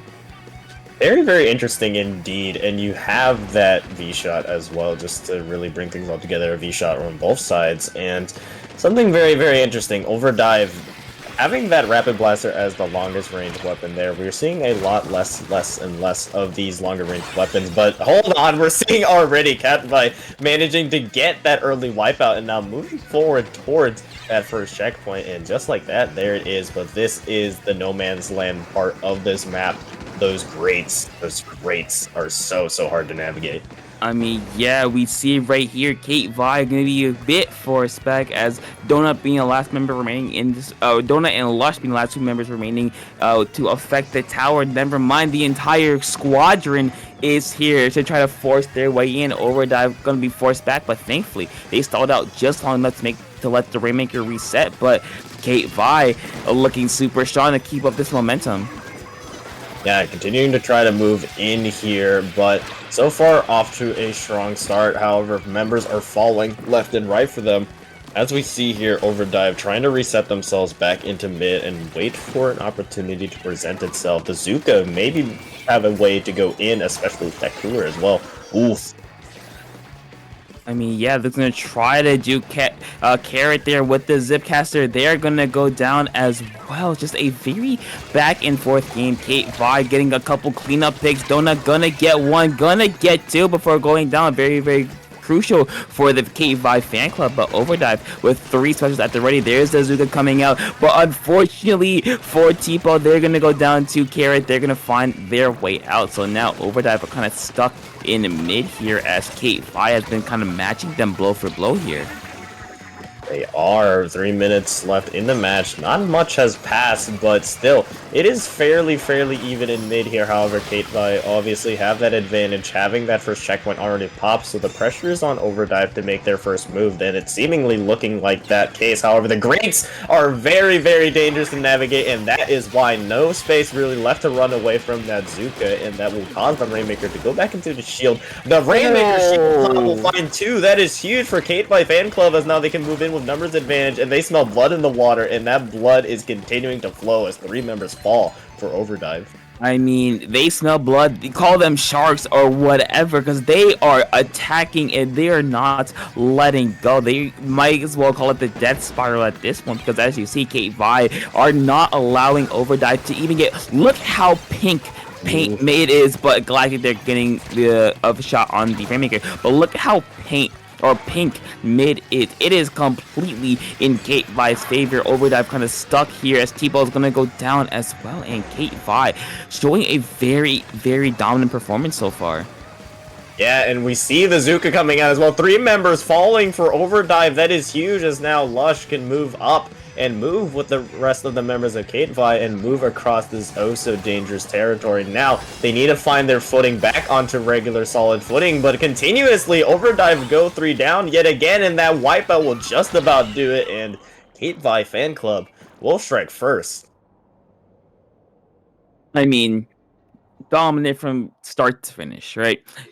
Overdive only scored 11 points the entire game. Kate Vi scored first. They got down to 35, I believe. I want to say it was like 35 they got to first, and they just kept on going and unfortunately for Overdive, Kate Vi just kind of overpowered them, and you know, it's game number one. Maybe the nerves are there because you're in finals, but you know, hopefully that was just not how they usually play. Maybe it was just like a bit of a shock to their system, but they're gonna have to really come back before things go from bad to worse as we go to game number 2, Splat Zone's Mahi Mahi. And I want to highlight the V shot plays from Kate Vi fan club. Those Zukas were very, very clutch. And I'm purposely not saying the name of that person because you can kind of read it there. It starts with fart, so I'm not gonna just be making that a sound bite. But they did a really, really well done. They did a really good job at being able to get these good snipes, being able to set up positioning, and I'm really interested to see if they're going to continue it here. Mahi Mahi Resort, obviously the quirk of this map being the entire map finally dropping at around the 60 tick mark for the zone, and that really allows players such as that V shot to really have more spaces to snipe with that Zuka. I want to say it's 50 that it drops, not 60. Like the 50 point mark. Is it 50? And I believe it was 60, just like a little bit over half for you to really open things up. But who knows? We'll see it eventually, I assume. But whatever the case is, it really opens up a lot of opportunities, right, Topic? Yeah, I would agree. I think from what we saw in at least game number 1, I do think Kate Vi fan club, they're very mobile. The best way I can put it. They had the octopus, they had the double shooter, they had the pencil, which is the least mobile of the weapons, but they could move very, very quickly. They could really take advantage of the really high movement speed of their weapons. And yes, I can also say that Overdive did have, you know, a shot, a zap. They could also move quickly, but it depends on who can take better advantage of the terrain of this map, both before and after the water level drops. Yes, and we will see game number 2. Let's see if there's any comp changes. Ooh, a 96 Gal Deco, I believe that is coming out. And on the other side, Donuts switching over to the Gal. Gal changes here, and I like it a lot coming out from both sides. You have the Kraken on the side of Overdive, that longer ranging weapon, that poking ability, oh so dangerous. And on the other, we are actually seeing immediate slaughterfest here in mid as 2 members go down from both sides, and it's all shooters. Yeah, I think the only real change for Kate Vi is was that Carrot going from the Octobrush to the Splash. So of course with the strikes and just the overall paint of Splash will be very, very helpful as Kate Vi fan club able to at least get an initial lead, as Overdive not looking to go away easily as we see 3 members all there. There's the Kraken coming out. T-Ball's gonna go down to the Pencil. Donut on the island by themselves, deciding to say back up. You know what? This is not for me. Backing up, going right back in. Galactus going down to the whale. Donut with the flank, not quite able to find anybody, but Kate Vi fan club able to at least capture zone. Yeah, now ticking near the end of this penalty now for Kate Vi fan club here. We see kills going left and right, that Deco falling on Overdive, and on the other side that Splash falling as well. You see the Zuka coming out yet again, this oh so dangerous Zuka, not quite being able to find his target, but at least applying pressure onto Overdive, and the pressure is starting to mount a little bit. However, Overdive stay calm, stay collected, they allow themselves to get back into the zone, but it has been basically a hot potato for whoever is holding the zone here, Topic. I mean, yeah, it's been very back and forth. I feel like anytime we see one team get zone, the other gets it really, really quickly. As you see right here, Kate Vi fan club able to quickly recapture the zone. Galactic with the Kraken finding one. It left in no man's land, managing to stay alive for as long as possible, getting a pick or a trade with the shot. And so far, Kate Vi fan club able to just continue to let this go. There's the 60-point mark, and the water level will drop. So maybe a much more open map, so maybe more movement for the shooters to work with. And Keely, more space to ink if you are that pencil on the side of Kate Vi fan club to build up that cooler, that special cooler that you need to have here. Lush positioning themselves well on that high place just overlooking the entirety of zone. However, it will not be enough to still hold on to that zone, as Overdrive will quickly move in. Now, out of their own penalty, they have two specials to work with. Donut is on this left side, maybe trying to draw attention, trying to be that distraction to allow the remaining members of Catvi to move in, as we see the splash also as well. Carrot just trying to move in, trying to get that tri-strike, and right on cue, there is that tri-strike, which hopefully allow them to get in, but it doesn't seem like enough, as Overdrive still painting well. I mean, yeah, they're not letting go. They're not letting Kate Vi have this at all, as Kate Vi are just trying to throw everything in. They keep saying at the zone that's not going to work out. Overdrive will take the lead, and the clock will continue to run. Kate Vi fan club will eventually get there, but you see how much of the map, especially that right-hand side, is painted in Overdrive's color. They're allowed to move so much, and see the picks are just coming one after another for Overdrive and Kate Vi fan club, starting to get in a little bit of a stagger situation. So maybe it's be a lot more dangerous than it looks like. Yeah, and since the entire map is already revealed, they don't have the luxury to waiting until more of the map is revealed. This is what they have to work with, and they have to go in, and going in they are right now. However, Galactic is there with the Kraken, I believe, finding one, will find another, maybe finds Donut as well. That is a quick double, and I believe triple actually. However, they are left isolated, being the last member standing, as Carrot will win that fight over Galactic, and with that, to the victors go the spoils, and the spoils here being the zone, plus those tri-strikes will allow them to take the zone with a minute left.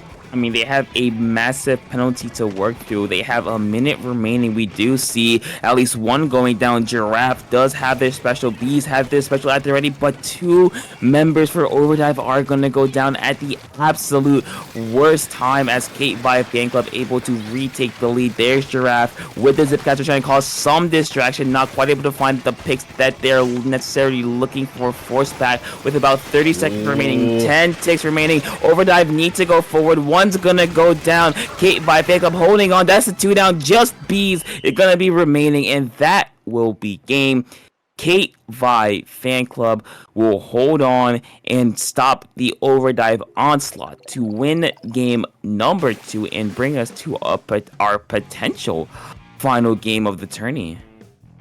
Yeah, already 2 hot starts for Kate Vi fan club, and although I say that, Overdrive has not made it an easy cakewalk at all. They have been fighting. I mean, that match was super close up until that moment where Kate Vi finally pulled away. They were able to collect themselves onto that zone and eat through that relatively hefty penalty. I mean, I believe it was like a 35 penalty plus that 30 zone, but being able to continue that stagger, to continue that delay, to continue their defense was really impressive to them. And if you're on the side of Kate Vi fan club, you hope that success continues into the third map, which will be TC Museum.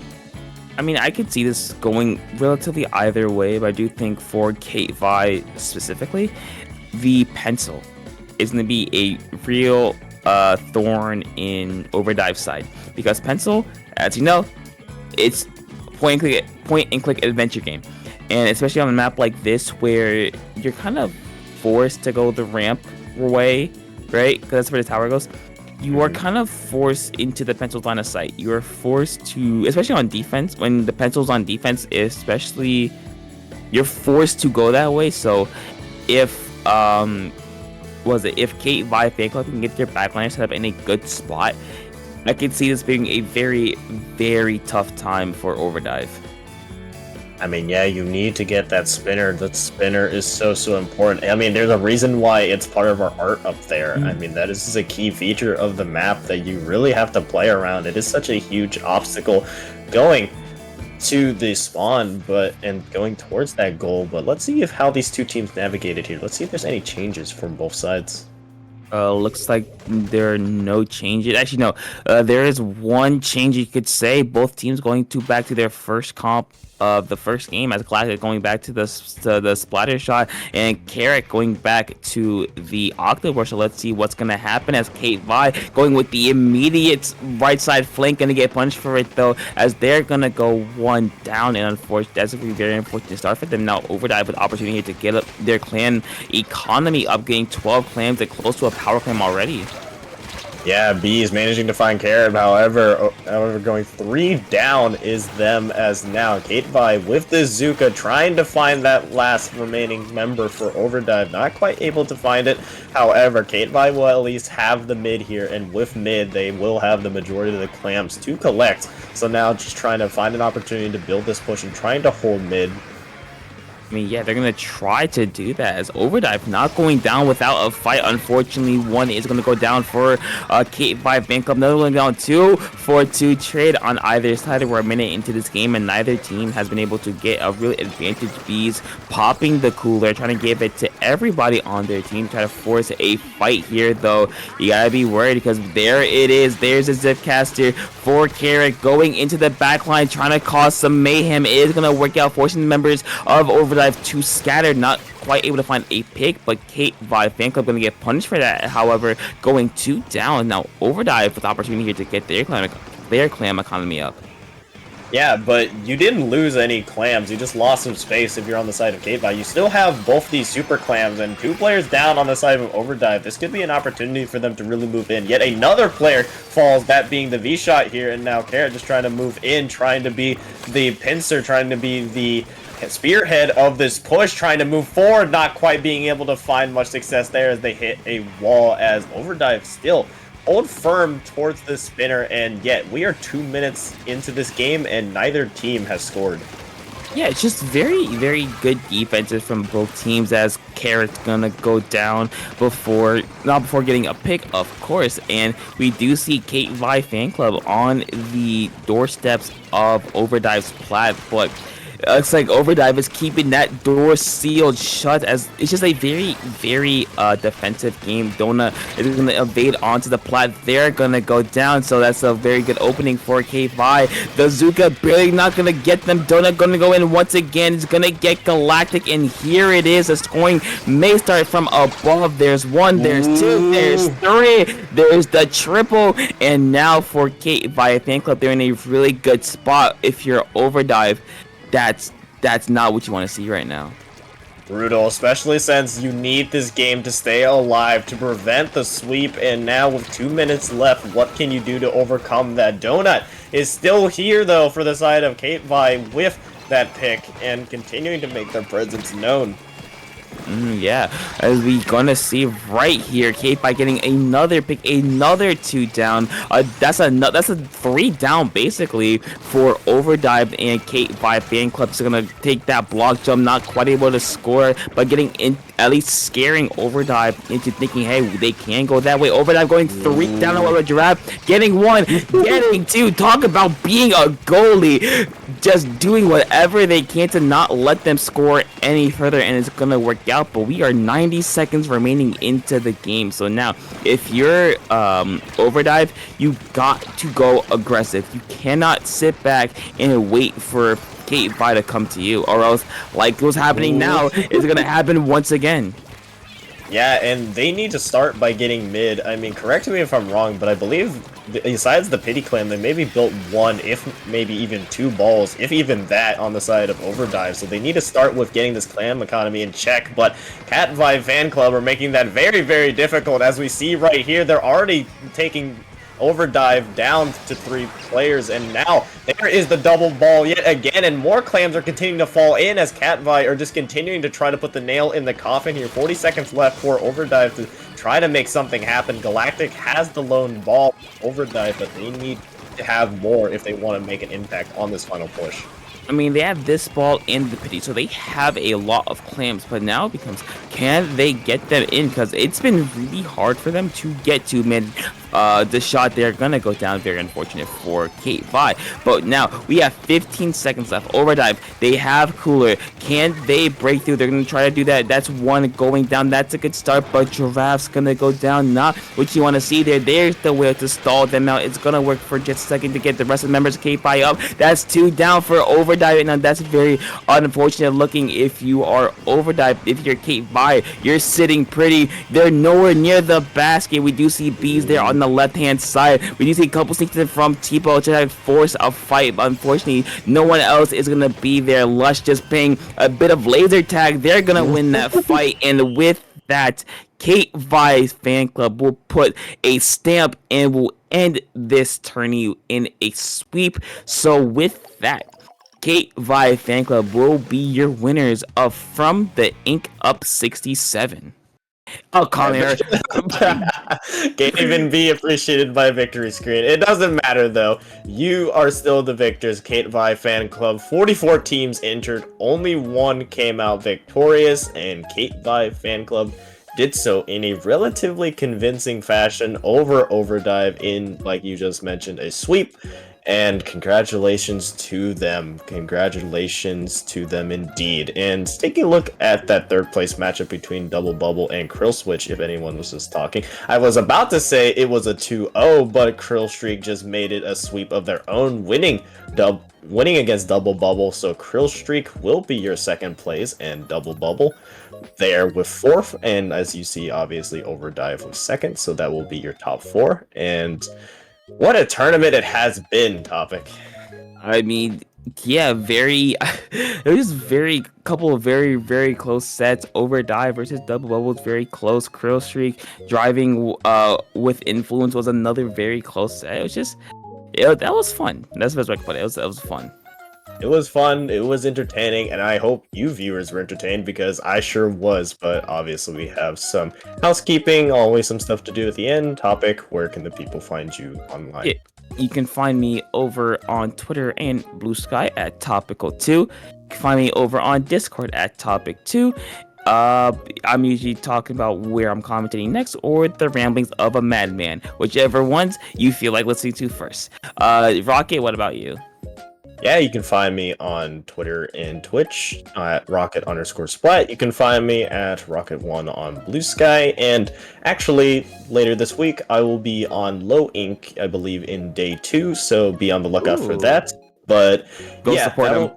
Yes, that will be very interesting to see. I believe this is my first Low Ink commentary, so it's going to be really fun to see that. But yes, thank you, Topic, as always, for being my co-commentator. Thank you to Splatcat for being our wonderful streamer in the background. Thank you to all the wonderful FTIU staff that helped make this tournament run, and we will see you in the next edition. Yes, and one thing before we tune out, if you haven't watched Arcane, please do. It's very good. All right, with that, we are out. See y'all next week. Take care.